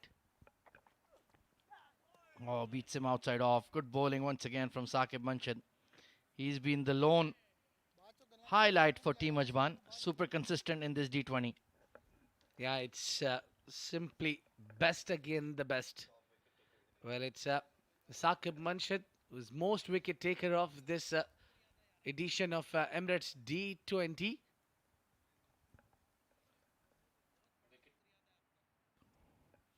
Yeah, this is the man who's got the most scalp. Yeah, he's been very accurate. Bowled the right area, swung the ball. Oh, toe end of the bat, but he goes downtown. That is the power of Mohammad Wasim. That's a statement coming out. Off the mark with a bang, smashing straight down the ground. Mohammad Wasim, beautifully, so easily elegance. Great looking shot. Right in the balance and control. That's what he does whenever he gets an opportunity. Look at that. He knew it, the ball is going to swing away. He's made his mark and middle it and smoked it downtown.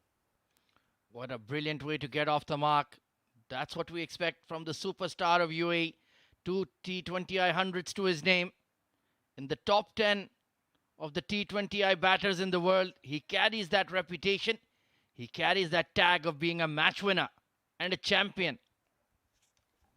Yeah, a few failures from him.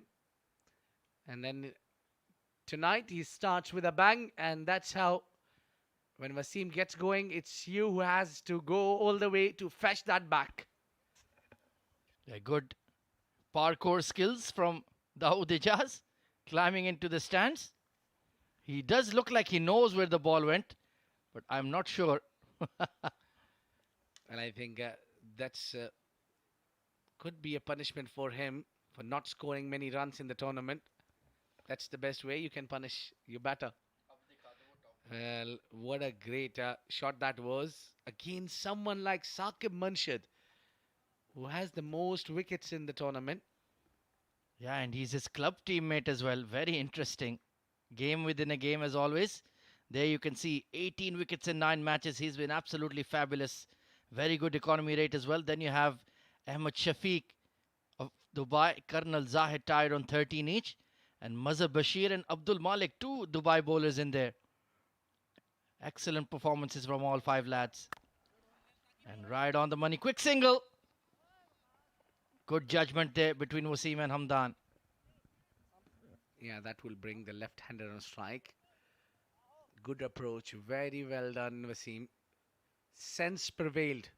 After hitting maximum, get to the other end. Smart thinking, Wasim. It seems to be he's in a hunt for runs. Well, today it's my bones who's talking and saying Wasim will score big. Yeah, they need him to come into form before the knockout stage. He's a big match player if there ever was one. Just been struggling a bit for form. To be fair, there have been some very high quality bowlers as well in this D20. But today may be the day that all changes. And if the old Wasim returns, watch out. I think you got a plenty of games. In fact, when you before you go into the knockout stages, that's what this double round robin is all about. So give you a lot of time to settle, pick up your form, and play the best. And Hamdan Tahir, it's not quite out of the middle. Unstunned at mid-on. Oh, just beyond his reach. Good effort. That had a lot of height on it, but not the distance. Skyer, that was long way up in the air. Huge hit. Yeah, as you mentioned, only the elevation, not the distance. And Unstunden was circling underneath it. To the right, to the left, to the right again, to the left. In the end, he's just put it down. I think that was almost impossible to take. A wonderful follow there from our camera crew. Well done. On the pads and flicked away. But there is a deep fine leg in place. So 10 off the first over. It's a good one for Fajairah.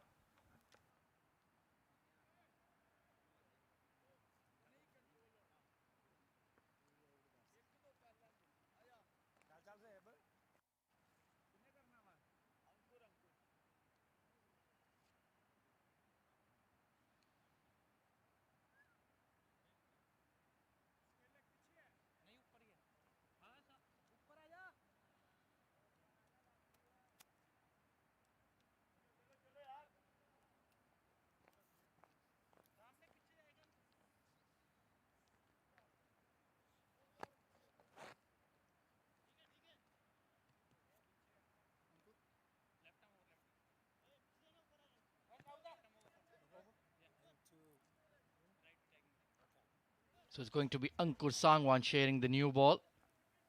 Left arm spinner. High quality bowler. Likes to bowl with the new ball. Let's take a look at the field. There's a deep mid wicket and long on immediately in place for Hamdan. 12 wickets in D20. Excellent economy rate. They tend to play very defensively against him. Don't want to give him wickets, hence the higher average. Oh, bottom edge. Oh, that was almost rolling onto the stumps. Very, very lucky there, Hamdan. Had the late realization that the ball is perhaps rolling onto the stumps. Just got it out of the way. Oh, brilliant fielding. Good agility there from Ankur Sangwan. Trying to bowl as full as possible. Doesn't want Hamdan Tahir to get underneath the ball and launch it on the leg side. Big shot over extra. Clean, crisp hit for 4. A good hit. Nicely in control. Just could pick that out of the bones. It was a width which was an offer to Hamdan. He will welcome that with. The ball was drifting away from him. Good shot. Nicely executed. Goes for 4. And good areas to target as well. Over extra. That's going to be a very safe zone to score runs. Oh, turning into him big time there. So it's always been the issue about the batting with Ajman, not really their bowling. Saqib Manchad has bowled well, Ankur Sangwan, Shiraz P as well. But it's been the batting unit that has pretty much failed completely throughout the tournament, apart from a couple of matches. So that's where they need to get back on the drawing board. A big shot on the leg side, over the mid wicket for 6. Fearless cricket played here by Hamdan Tahir. He's taking the charge. He's batting alongside his captain. The senior man is right there at the centre, but he takes the charge. Taking Ankur Sangwan for few. Just earlier, he's hit him for a 4 and now 6. 10 of 3 last 3 deliveries. It's Hamdan Tahir who's destroying the bowlers of Ajman. Yeah, fearless is just the word. He knew there was a fielder deep, still went for his shot. And just pushing the bowler out for the final delivery. Smart batting. Fajairah have started like a house on fire, 20 for none.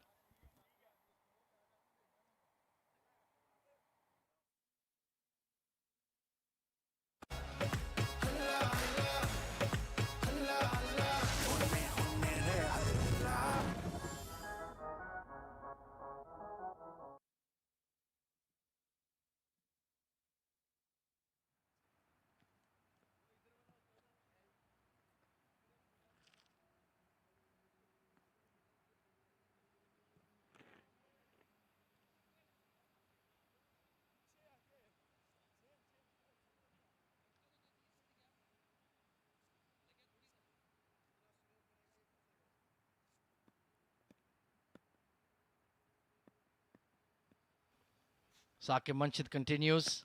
Oh, struck him in front. Big appeal and given. Saqib Manchad gets his man once again. It's another failure for Wasim. Huge moment in the game. As Ajman strikes, Saqib one more wicket. And look at that. I doubt pitching in line. Oh. But the umpire agrees, yes, that was a hitting, pitching, impact, all perfect. And taking a walkout is Mohammad Wasim. The superstar from UAE has departed. 7 for him, 20 for 1 for Fajairah.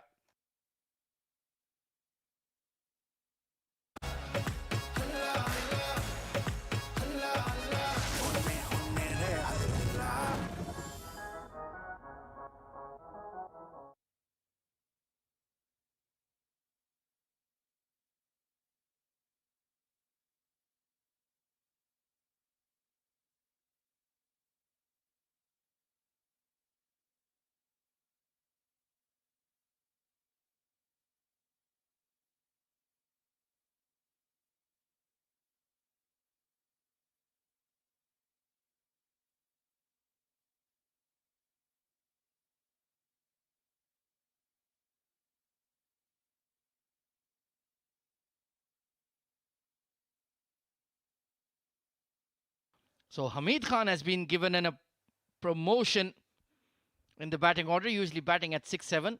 But he's a power play specialist. Look at that career strike rate. Absolutely brilliant. Saqib Manchad on a roll once again. And smacked over square leg. One bounce over the rope. That's Hamid Khan for you. Well, look at the stare Saqib given to Hamid Khan. But that has been smoked on the onside. Pulled with authority. And Saqib was just staring in the eye of Hamid Khan. Wanted to say so many things, but he will wait for his turn. And look at that. Solid connection. He knew it's 4 the moment it left the bat. Yeah, he doesn't need any sighters, any looseners. He gets going immediately. Over the top of extra cover this time. Just sat on his back foot and launched it. It will be reined in by Uzair Anis, but they'll pick up an easy 3. I think it should be Hamdan Tahir taking charge here. But Hamid Khan looks on fire. The first delivery He's whacked it for a boundary, and the other one played with intent to hit for the boundary over the top. Yeah, he's such a good X factor to have in your side. Yeah. Plays super aggressive, clears the boundaries with ease. Right behind it is Hamdan Tahir. Saqib has been given the Mohammed bin Zayed road end, so that would have that end is a huge one on the onside, around 75 to 80 meters, big boundary for left-hander. So it will be quite a challenge for a batter to swivel and hit him on the onside. Exactly, that's the reason they've kept two fielders outside the ring. Fine leg and square. There you go, up in the air, fielder. Will not catch up to it. 4 runs. Yeah, he knew what was coming with those two fielders on the leg side and was prepared to play the hook shot. Bit top edgy there, but got enough blade on it, and it's gone for 4. Saqib got a big wicket on this over on a very first delivery, but then turned out to be expensive here. 2 boundaries in this over so far and 3 runs. Nicely maneuvered towards the fine leg for 4 runs, Hamdan Tahir. Steps out. Oh, it's the bottom edge. It's gone straight up. Keeper Rahul Chopra makes no mistake. Saqib Munshid taking wickets for fun in D20. He's got both openers in the same over. Started with a wicket, ended with the wicket. That's Saqib Munshid for you. Look at that, banged it short. Hamdan coming down the track, missed the plot. That went high up in the end. The keeper takes that catch quite easy and comfortable. And that would be the end of Hamdan Tahir, scoring 17 off 11, 31 for 2 for Fajairah.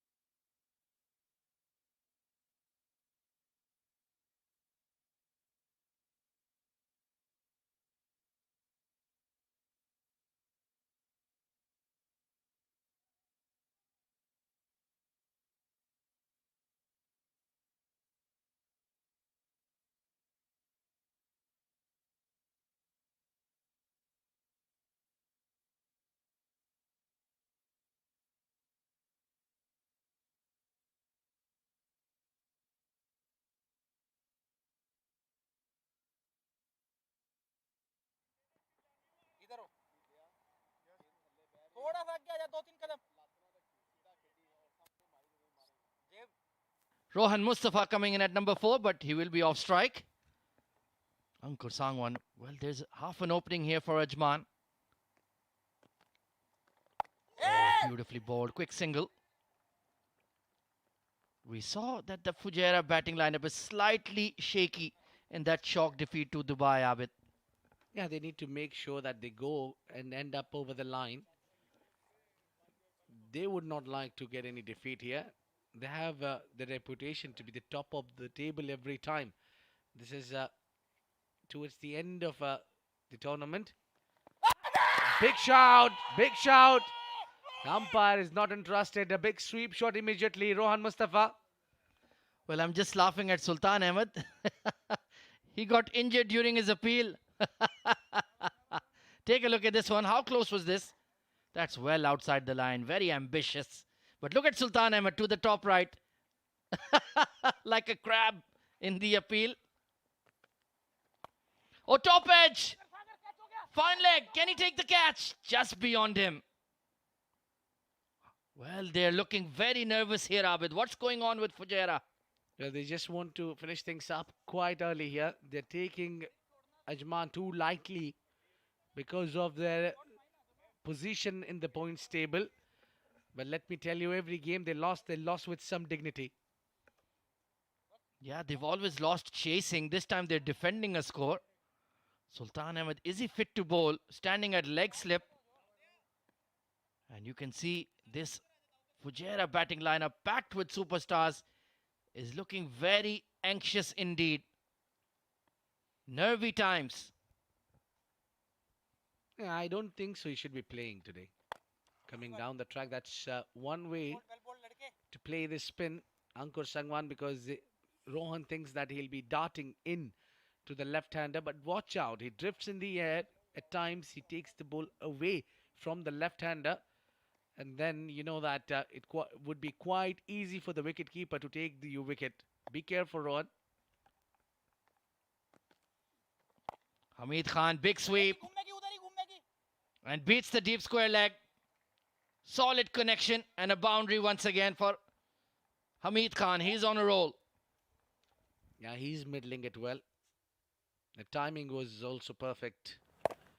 I think the best part of Hamid Khan to play that shot was he waited for the ball. Didn't rush into it.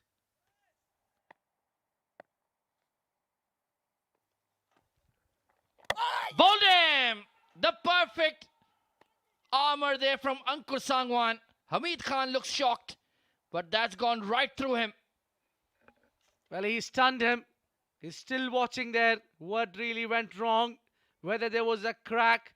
But no, it just sniffed bat and pad and got through the gate. What a delivery.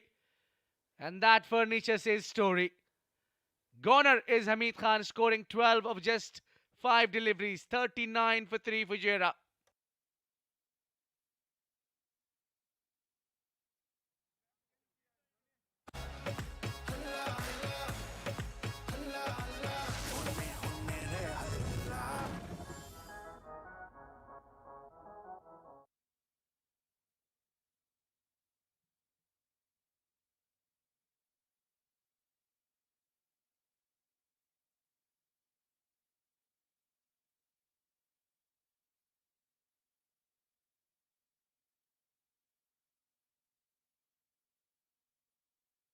Well, that batting scorecard tells a story. The top order has been blown away.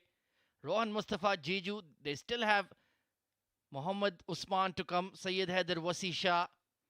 You can perhaps depend on Harry Barwal for some runs, Uzair Khan for some runs. But they're certainly running out of options here, Abid. Well, they have a deep batting lineup. There is Farooq Mumin, there is Usman, there is Uzair, Wasi Haider Shah. Harry can bat a little bit. And Rohan Mustafa, of course.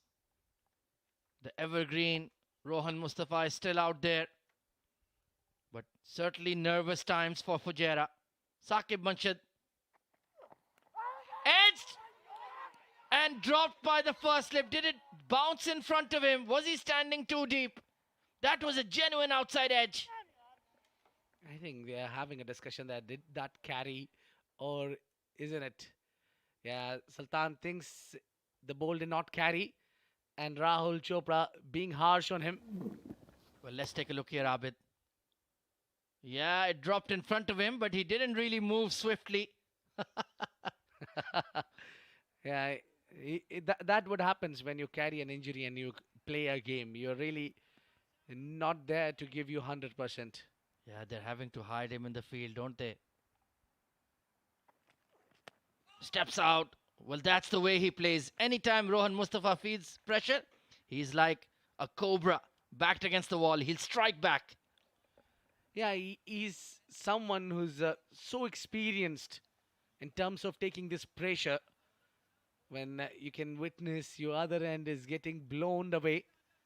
And that's where you see this man standing tall, playing sweep shots against the spinners and making sure keep taking singles against the quickers.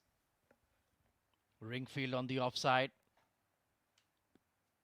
Third is up. They've taken a deep square leg and the deep fine leg once again. Swiveled on that one. Some work to do there for Ankur Sangwan. And they're pushing for 2. That's what Rohan Mustafa will always do.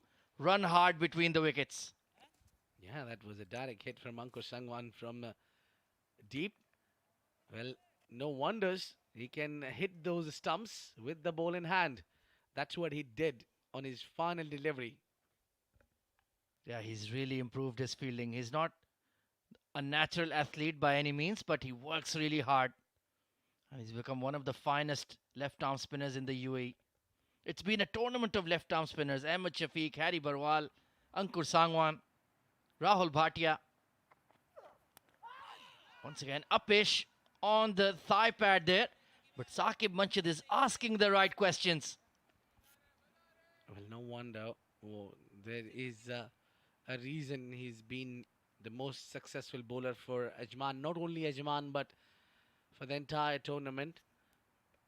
Yeah, 20 wickets in 10 matches is incredible.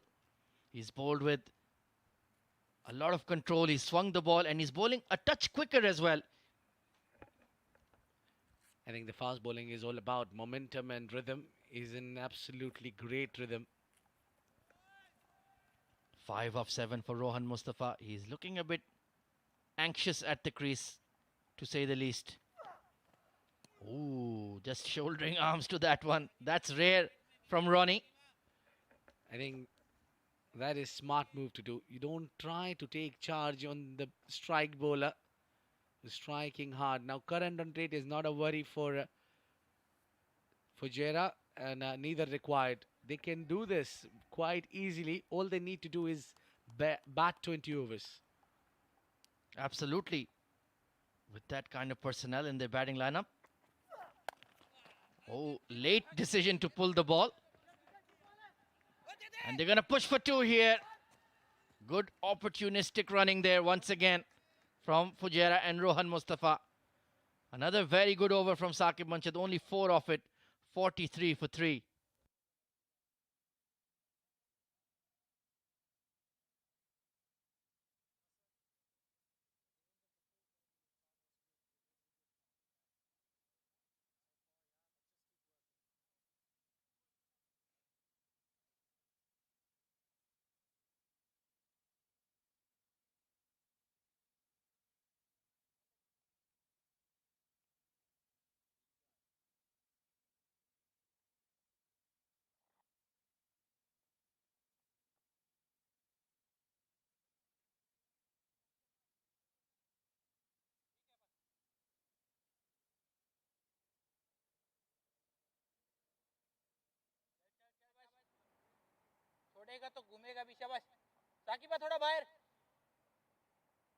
Ankur Sangwan to bowl the final over of power play. Upish! Just short of the mid-on. Well, Jiju Janardhanan, he's also struggling for form in this D20. And he's looking nervous. It could be his day. All you need is a good knock. A famous batting pad of Jiju. Yeah, they've not utilized him well in the batting. He's a genuine opener, top 3, top 4 batter. He's coming in the lower middle order. That's not really his role. That's not really his game. And I think both these teams have been haunted down by missing out the players at the crucial moment. Very true. Armour nicely read and nicely flicked around the corner. There should be 2 here. Yes, easily done. So Jiju is underway. Yes, of course, they've been missing one of the kingpins, Asif Khan, aka Lala. I've heard he's coming back, returning to the UAE tonight after taking temporary leave of absence. So hopefully he'll be back right into the thick of the action of D20. We desperately miss him, the champion. Oh, beautifully bowled, Ankur Sangwan. Look at the teasing flight there. Yeah, and Jiju with really soft hands. You need to really come solidly behind it. Or even if you're trying to take a single, push it slightly firm. You just can't be letting that bat hang around there. Oh, has he caught him? Big appeal. But the umpire, Govi Botha, is unmoved. He didn't think he got any bat on it. And he says, no, there was no edge on it. Ajman looks stunned. Well, there was Rahul was clearly appealing, not appealing, but demanding. Look at that. Now, this will tell us a better story. Whether there was an age. Oh no, we're spot on, Gavi Botha. That was clearly hitting the deck and going to the keeper. Well, that's a ridiculous appeal from Rahul Chopra.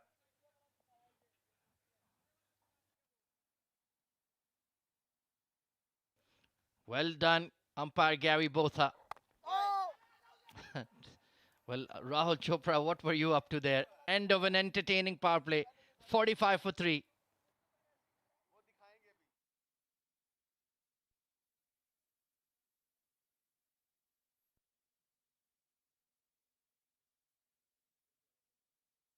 Well, let's take a look at that power play. It was Mohammad Wasim with a thumping 6 down the ground. We thought it would be his day. Hamdan Tahir also started very positively against the left-arm spinner Ankur Sangwan. This was a beautiful shot, Abid. Launched over mid-wicket for 6, but then Hamid Khan came in when Mohammad Wasim was dismissed by an in-swinger from Saqib. And this was a very poor shot. Not much to say about that, Abid Ibrahim. Yeah, soon after that, the departure of Hamid, he hit one over the square and then got himself clean bowled through the gate and surprise, shocking. And a great, entertaining first 6 overs of the game. Mohammad Qasim there alongside Gavi Botha. They both are the officials today.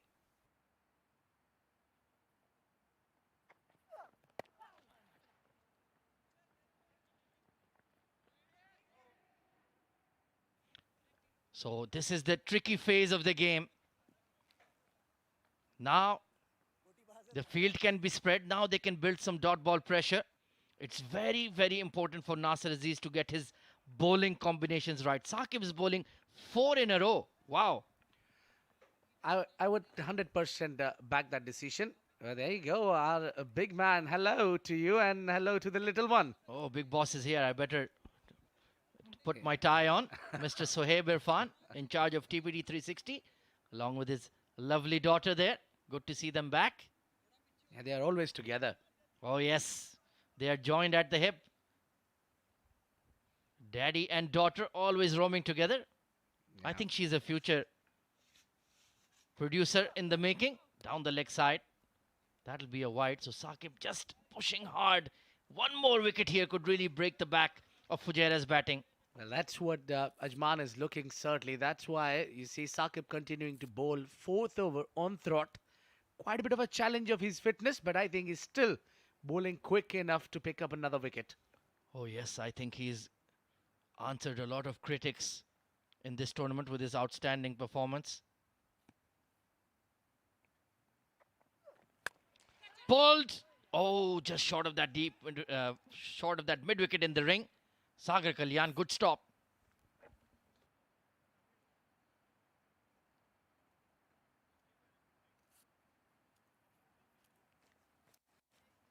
Yeah, there you go. He's just checking how was the click because the little one was taking a picture of a daddy there, and then we'll see that picture on Instagram, let me tell you.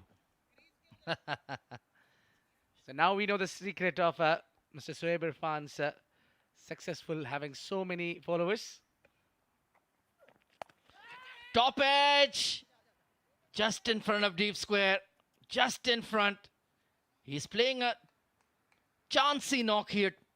Rohan Mustafa. 50 up for Fujairah, but it's been an almighty struggle. Yeah, that is hard-earned 50 for Fajairah, let me tell you. Let me put this way.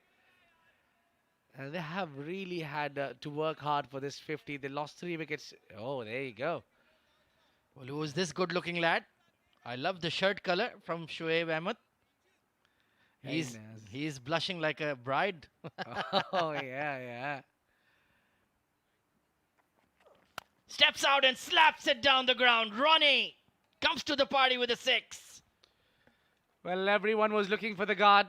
What a great shot. That's a statement from Rohan Mustafa. Maybe that will break the shackles. Here when you want to hit, spank it hard, and that is gone. Straight downtown. 6 runs. That's the character of the man. He will always counterattack. He never backs down from a challenge. He will always play the game his way. Oh, goes for it again, but this time a back cut towards deep third. And Nasser Aziz, well, you can see that left hand of his taken a lot of damage, but he said, I'm still fit to bowl, don't worry about me. Well, that is what he's been saying from past 30 years, I think. He's fit to play. He's fit to play. Absolutely. Still very effective, has a wonderful D20 record. Perennial champion, Mr. Consistent. And squeezed away for one. So objective number one, see out Saqib Manshid. That has been completed. 57 for 3 at the end of 7.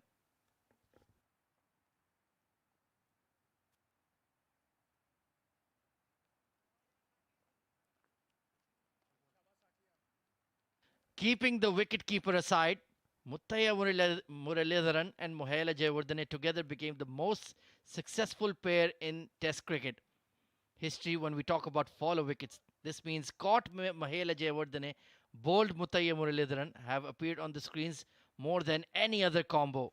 Well, that is an X-large the fun news fun fact for you. Well, yeah, certainly can bring the pair up. Something like Adam Gilchrist and Shane Warne, the great Shane Warne. So Ankur Sangwan going to bowl 4 on the trot as well. Upish. But look at that drive through extra cover. Wow. Jiju Janardhanan. Take a photo of that one. Yeah, indeed, that one for the photographers. Look at that balance and the shoulder position while playing through the covers. You will see that beautiful control. Yes, a little bit in the air, but what a timing. Oh, it's always pleasing to eye when you see Triple J getting a boundary. That was absolutely magnificent. What technique and placement. Straight to backward point this time, no single there. We haven't seen both these pair batting together a lot. Rohan Mustafa and Jiju Janardhan, completely different dimension players. And the running between the wicket is also, you see, every time Rohan pushing Jiju for that run, extra run. Beautifully bowled there from Ankur. Yeah, they're very chalk and cheese.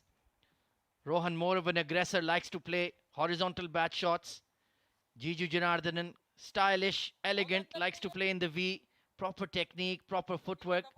But it can be a very good combination as well. Yeah, we have some stars from future watching the game. Oh yes, why not? Top edge on that reverse, over the short third. Brilliant execution from Rohan Mustafa. Well, they have batted alongside each other and taken the greats for the ride. Ankur and Saqib Manshid bowling their complete quota here for Ajman. And Rohan has picked that boundary from out of nowhere, playing a reverse sweep there. Wonderful counter attack here from Fajairah. They're really pushing the bowlers hard. Swiveled on towards mid-wicket for 6. Rohan Mustafa is batting like a man on fire. What a great use of the feet. Look at that. Came down the track. Hits it and smoked it. Holy smoke. That is gone. The distance. Beautiful hit. Cow corner. Well, I'm sure the fans sitting in the stands are enjoying this big hitting from Rohan Mustafa. Looks like he's in good touch tonight. 26 of 15. And the required run rate is now less than a run a ball. Goes for it again. That's gone like a bullet to the mid-wicket fence. A cracking shot on the onside. Came down the track yet again. Charging Ankur Sangwan. Spoiled his figures in the end. That was being pulled out of the offside and put it on the onside. That's Rohan Mustafa for you. 77 for 3 for Fajairah at the end of 8.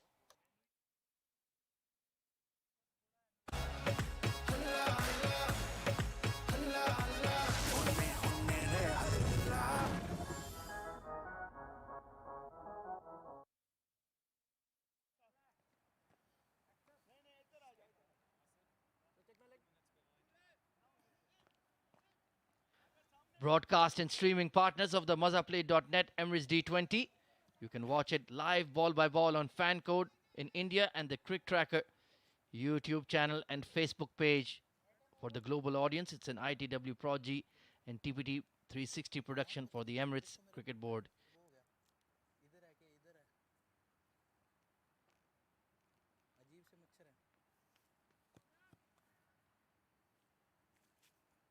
So it's the young leggy, Uzair Anis, coming on to bowl.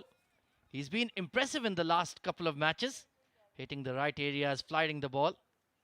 Let's see if he can produce a couple of wickets here. Yeah, it's the spinner on the attack. Not a great economy there, around 10-ish. But then he can pick you wicket, can give you those... really gets enough support from the surface because these are the slow tracks. Very watchful to start. Rohan Mustafa has already moved into the 30s.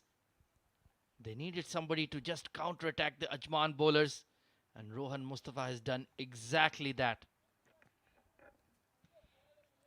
I think he's got the best in the last over, but he's taken the best in the business. Yet again, switch it, going for 4 runs. Look at that execution. Switching over his wrists, and wonderful power on it. Just had to miss the fielder. Look at that. Brilliant shot, Rohan Mustafa. Fantastically put away, and immediately the new bowler is under pressure. And I think clearly an error there from Uzair. So Rohan made that switch little early, announced that he made his clear intentions out. He's going to hit you, switch it. Still he gave him and feed him on that area where he wanted the ball to be. Beautiful late cut once again. The call is for 2. And he'll do it quite easily. And Rohan Mustafa is that kind of a player. When he knows the big matches are coming up, when he knows the spotlight will be on him, that's when he performs his best. And I think he likes this situation. Look at that. Take that one. Straight down the ground. 4 runs. Rohan Mustafa. He's playing on a different track altogether. Well, he's toying with the bowler here. First the reverse, then the late cut, then stepping down and pummeling over the top. This is a batting masterclass from Rohan Mustafa. Look at that. Sweet hit. That was 4 immediately. And once again looking to counter-attack. But another expensive over from Ajman. 88 for 3.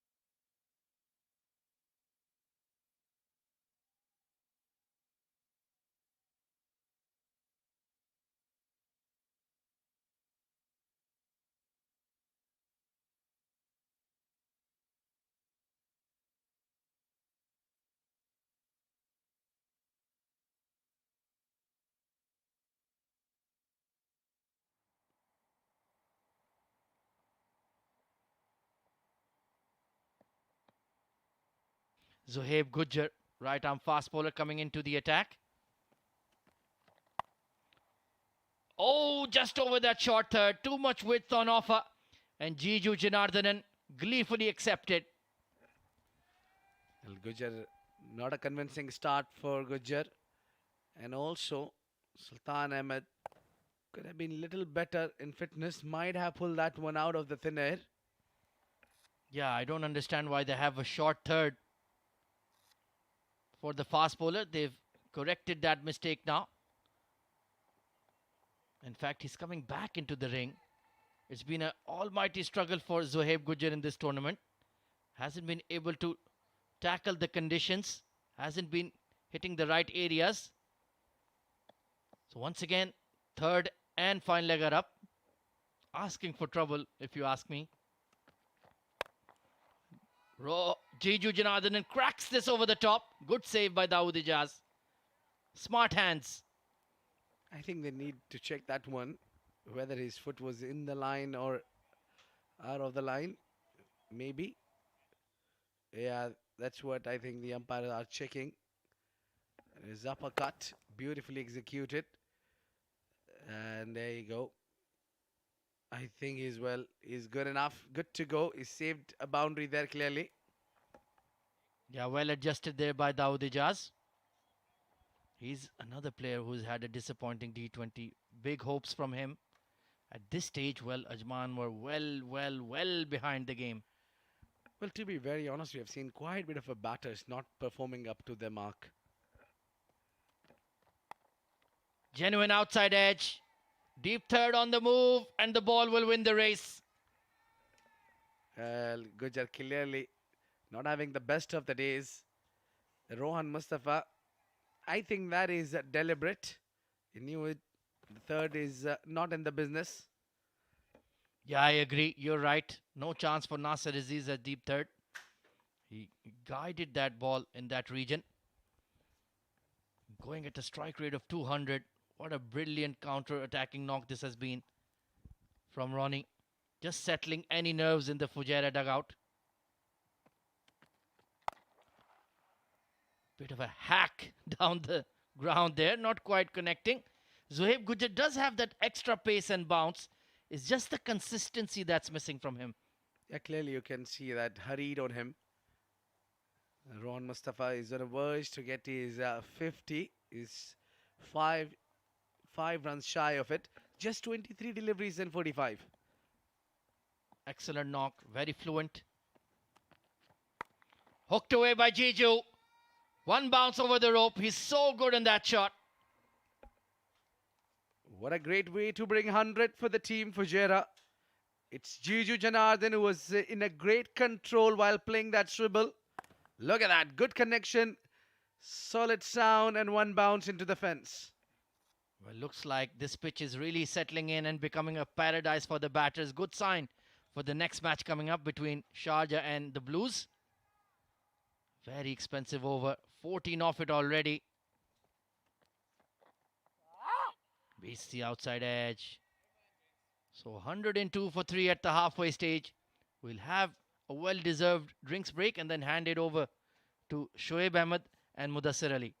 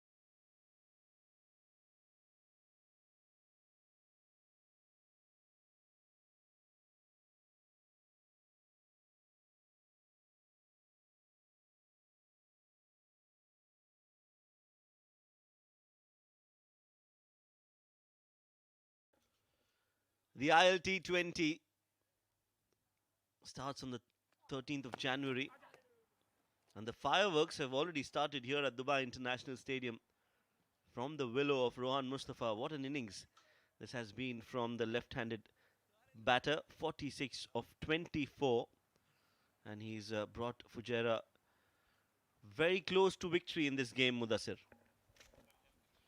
Yes, a brilliant knock and a good looking partnership between Jiju Janardhan and Rohan Mustafa.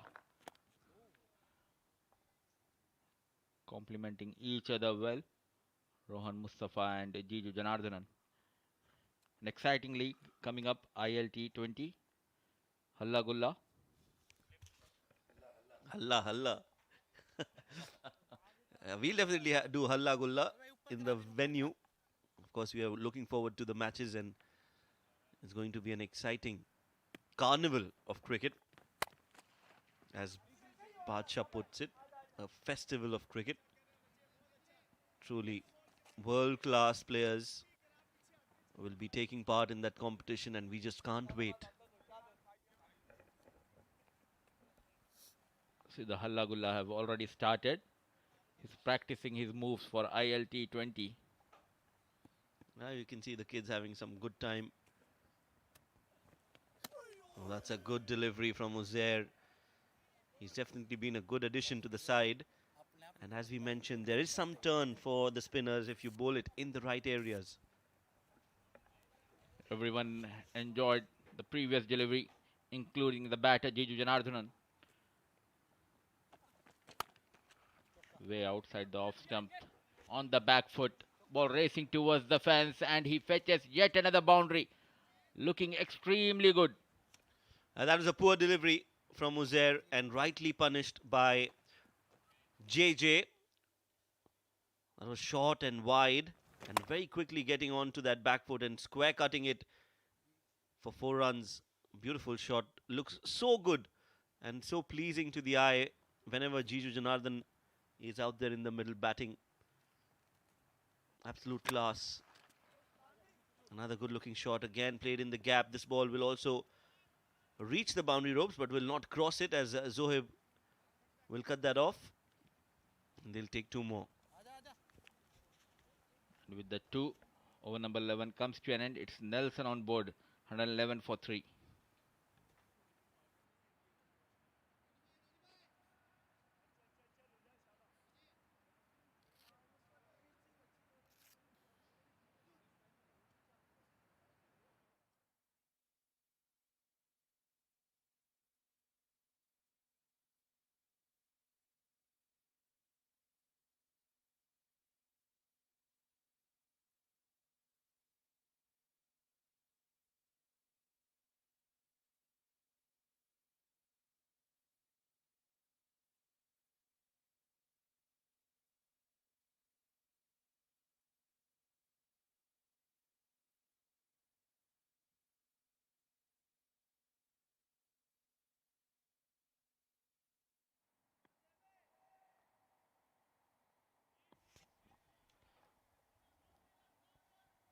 Partnership between Rohan Mustafa and Jiju Janardhanan, worth of 72 of just 42 deliveries, came in 39 for 3.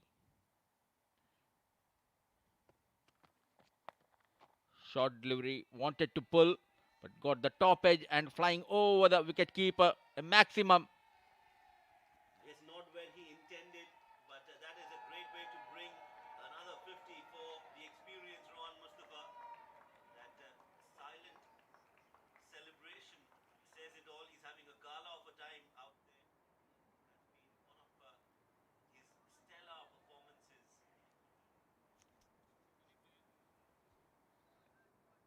That was a good delivery, but he pulled it and pulled it well. Not where he intended, but he'll get 6 runs, and he's brought his 50 with that shot. Goes aerial again, over extra cover this time, and that will also reach the boundary ropes. So a 6 followed by a 4, and Rohan Mustafa looks in some hurry to finish things off for his side. Aggressive approach by Rohan Mustafa. Racing to the 50 with the maximum. then a boundary of the very next delivery. They need just 8 runs. Fajairah.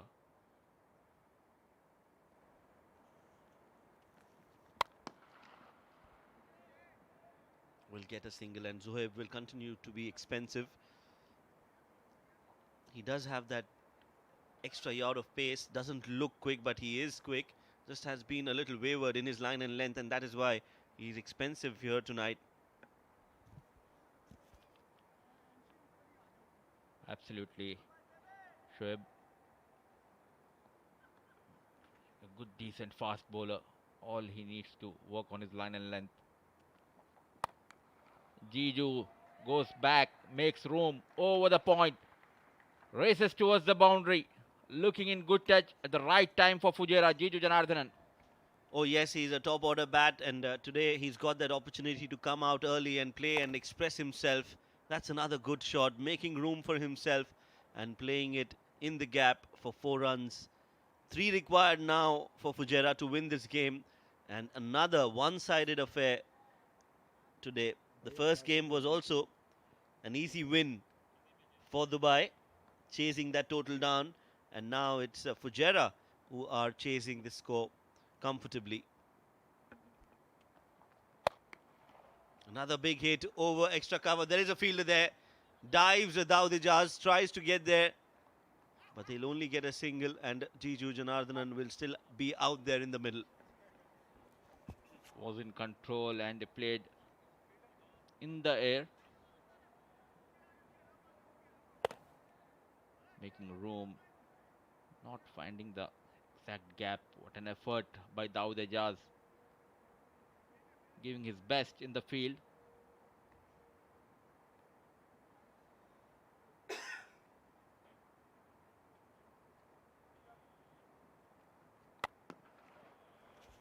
Nicely cracked, and it's just apt and justified that Rohan Mustafa scores the winning runs for his side. Another stellar innings from this man, and Fajairah win the game comfortably in the end, beating Ajman in this last league game for Ajman. This was a game that was all about pride, and they wanted to finish off well, but it was a dominating performance, a commanding effort from the men in green, and they've won this game and have also cemented their position in the top 4 for the semi-finals. Fajairah, a champion side, have played like champions, and it looks like the old Fajairah, the Fajairah that we all know, is back up and running in this edition of Mazaplay.net Emirates D20 powered by FanCode. That's the end of the road for Ajman in this tournament, but they have some positives. Saqib Manshad, pick of the bowlers. If we talk about the bowling chart, leading wicket taker with 20 wickets. He had bowled brilliantly, but the batters never scored much runs and put on the board. And talking about the lineup of Fajairah batting, Mohammad Wasim, once again a flop show. Hamdan Tahir managed 17, Hamid Khan 12, and Rohan Mustafa Jiju, that partnership flourishing at the right time. Rohan managing 62 unbeaten, and Jiju Janardhanan 31. Couple of extras by the bowlers of Ajman.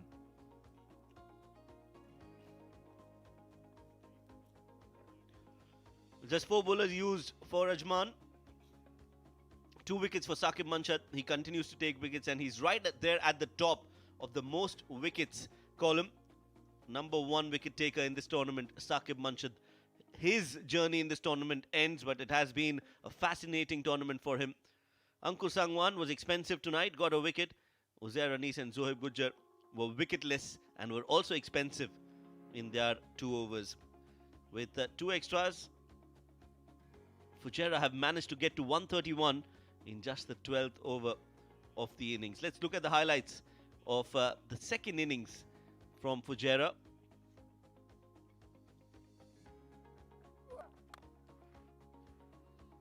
Wasim opening the innings, again a failure for him, not able to score runs. Hamdan Tahir got a few and just gave them the start, but quick wickets were taken, and Ajman were earlier on looking good as they got early wickets. Hamdan Tahir falling to that short delivery from Saqib Manshad, who got 2 wickets in his first spell, and a beautiful arm delivery from Ankur Sangwan, getting that wicket of Hamid. In came in Rohan Mustafa and Jiju Janardhan. The experience of both these players was right up there, was on display here tonight at Dubai International Stadium. Some big hitting against Ankur Sangwan by Rohan Mustafa, counter-attacking just at the right time and putting the pressure back on Ajman. They didn't have a lot of runs on the board to defend, and that it was always a matter of 1 over for the things to change in the favour of Fajairah. Rohan Mustafa continued the onslaught and in the process got to his 50 with that 6, and in the end also scored the winning runs for his side. Rohan Mustafa was an absolute performer tonight here at the Dubai International Stadium. The match summary: Ajman batting first, getting to 128 for the loss of 5 wickets. Ankur Sangwan scoring 43 of 30. Sultan was injured, but he still managed to get to 30 of 25 deliveries. Akifullah Raja getting 2 for Fajairah, and Uzair also bowled well in his 4 overs, taking those 2 wickets. In reply, Fajairah comfortably getting to that score in a matter of 12 overs. That will do a lot of good to their net run rate as well. Rohan Mustafa scoring 62 of 29 and Jiju Janardhanan scoring 31 of 22 deliveries. Saqib getting 2 wickets and Ankur getting a wicket as well. In the end, Fajairah winning the game by 7 wickets, which is a comfortable win for the team in green. We'll dive into a short break, and when we are back, we'll be bringing you the post-match presentation for this game, so stay tuned.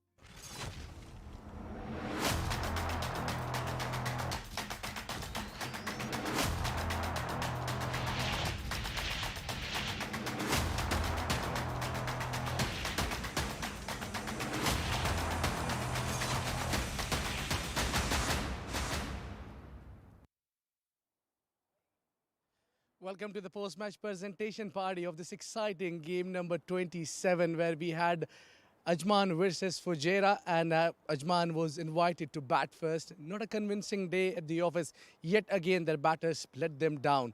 They only take positive out of their bowling, pairing up Saqib alongside Ankur Sangwan, bowled throughout their spell at the beginning. In the 8 overs, they pick up a little wicket to concern Fajairah and gave us a little bit of an exciting roller coaster ride there. But then coming in, Rohan Mustafa alongside Jiju Janardhan, taking them towards the victory and chasing 129 runs quite comfortably. They really did not have to work hard after those main bowlers were taken out. Well, we had a great performances throughout this game. We had seen bowlers dominating. We have seen the batters putting their show well. But to give a Player of the Match award, I've been joined by Mr. Iftikhar Ali, who's also our match referee. Thank you, Mr. Iftikhar Ali. And the Player of the Match award goes for the blistering 50. He scored 62 runs of just 29 deliveries. Rohan Mustafa from Fajairah. What a great knock he's played. Sensational knock under pressure. When the chips were down, the wickets were stumbling. He stood tall and delivered. Rohan, quite a bit of a habit of you playing under pressure. Today was nothing different than the other days when we know that team is down and your performance is needed. First of all, thanks to Allah. To be honest, this award goes to Umar Ali Khan. Before coming to the match, I spoke to him. He was having match in the morning in Nepal, and he told me like, "What are you doing? Just go play your game." So I said today I will try my own best to do my natural game, and that's what happened. Like even we lost few wickets, but I was thinking to just play my normal game and just try to attack on them, because once you attack on them, they just go on back foot. So that's what I did. Well, you have that charisma. All whenever you're in the field with the bat or even in the fielding with the ball in hand, you put a slight bit of a pressure on the opponents. That kind of an attitude. Of course, you know, I've been playing for a long time, and honestly, I have a lot of experience. Maybe I'm not that much good, but I have a lot of experience to play in these, big games. Nothing, today my fielding was really bad. I've dropped few catches where they scored 130 something like. Otherwise, they haven't scored 100 runs. But still, when you have an all-rounder, you have a lot of options. You can, cover up in bowling, you can cover up in batting. Even like, you have to be a good fielder in T20 as well. We are glad to have you here. Every time you perform, we enjoy the scenes. Thank you very much. Thank you. Thank you, Rohan Mustafa. That was Rohan Mustafa, the all-rounder and a great player. So we are taking a short break. Until we come back, we'll see the exciting game which is lined up. The third game of the day between Emirates Blues versus Sharjah.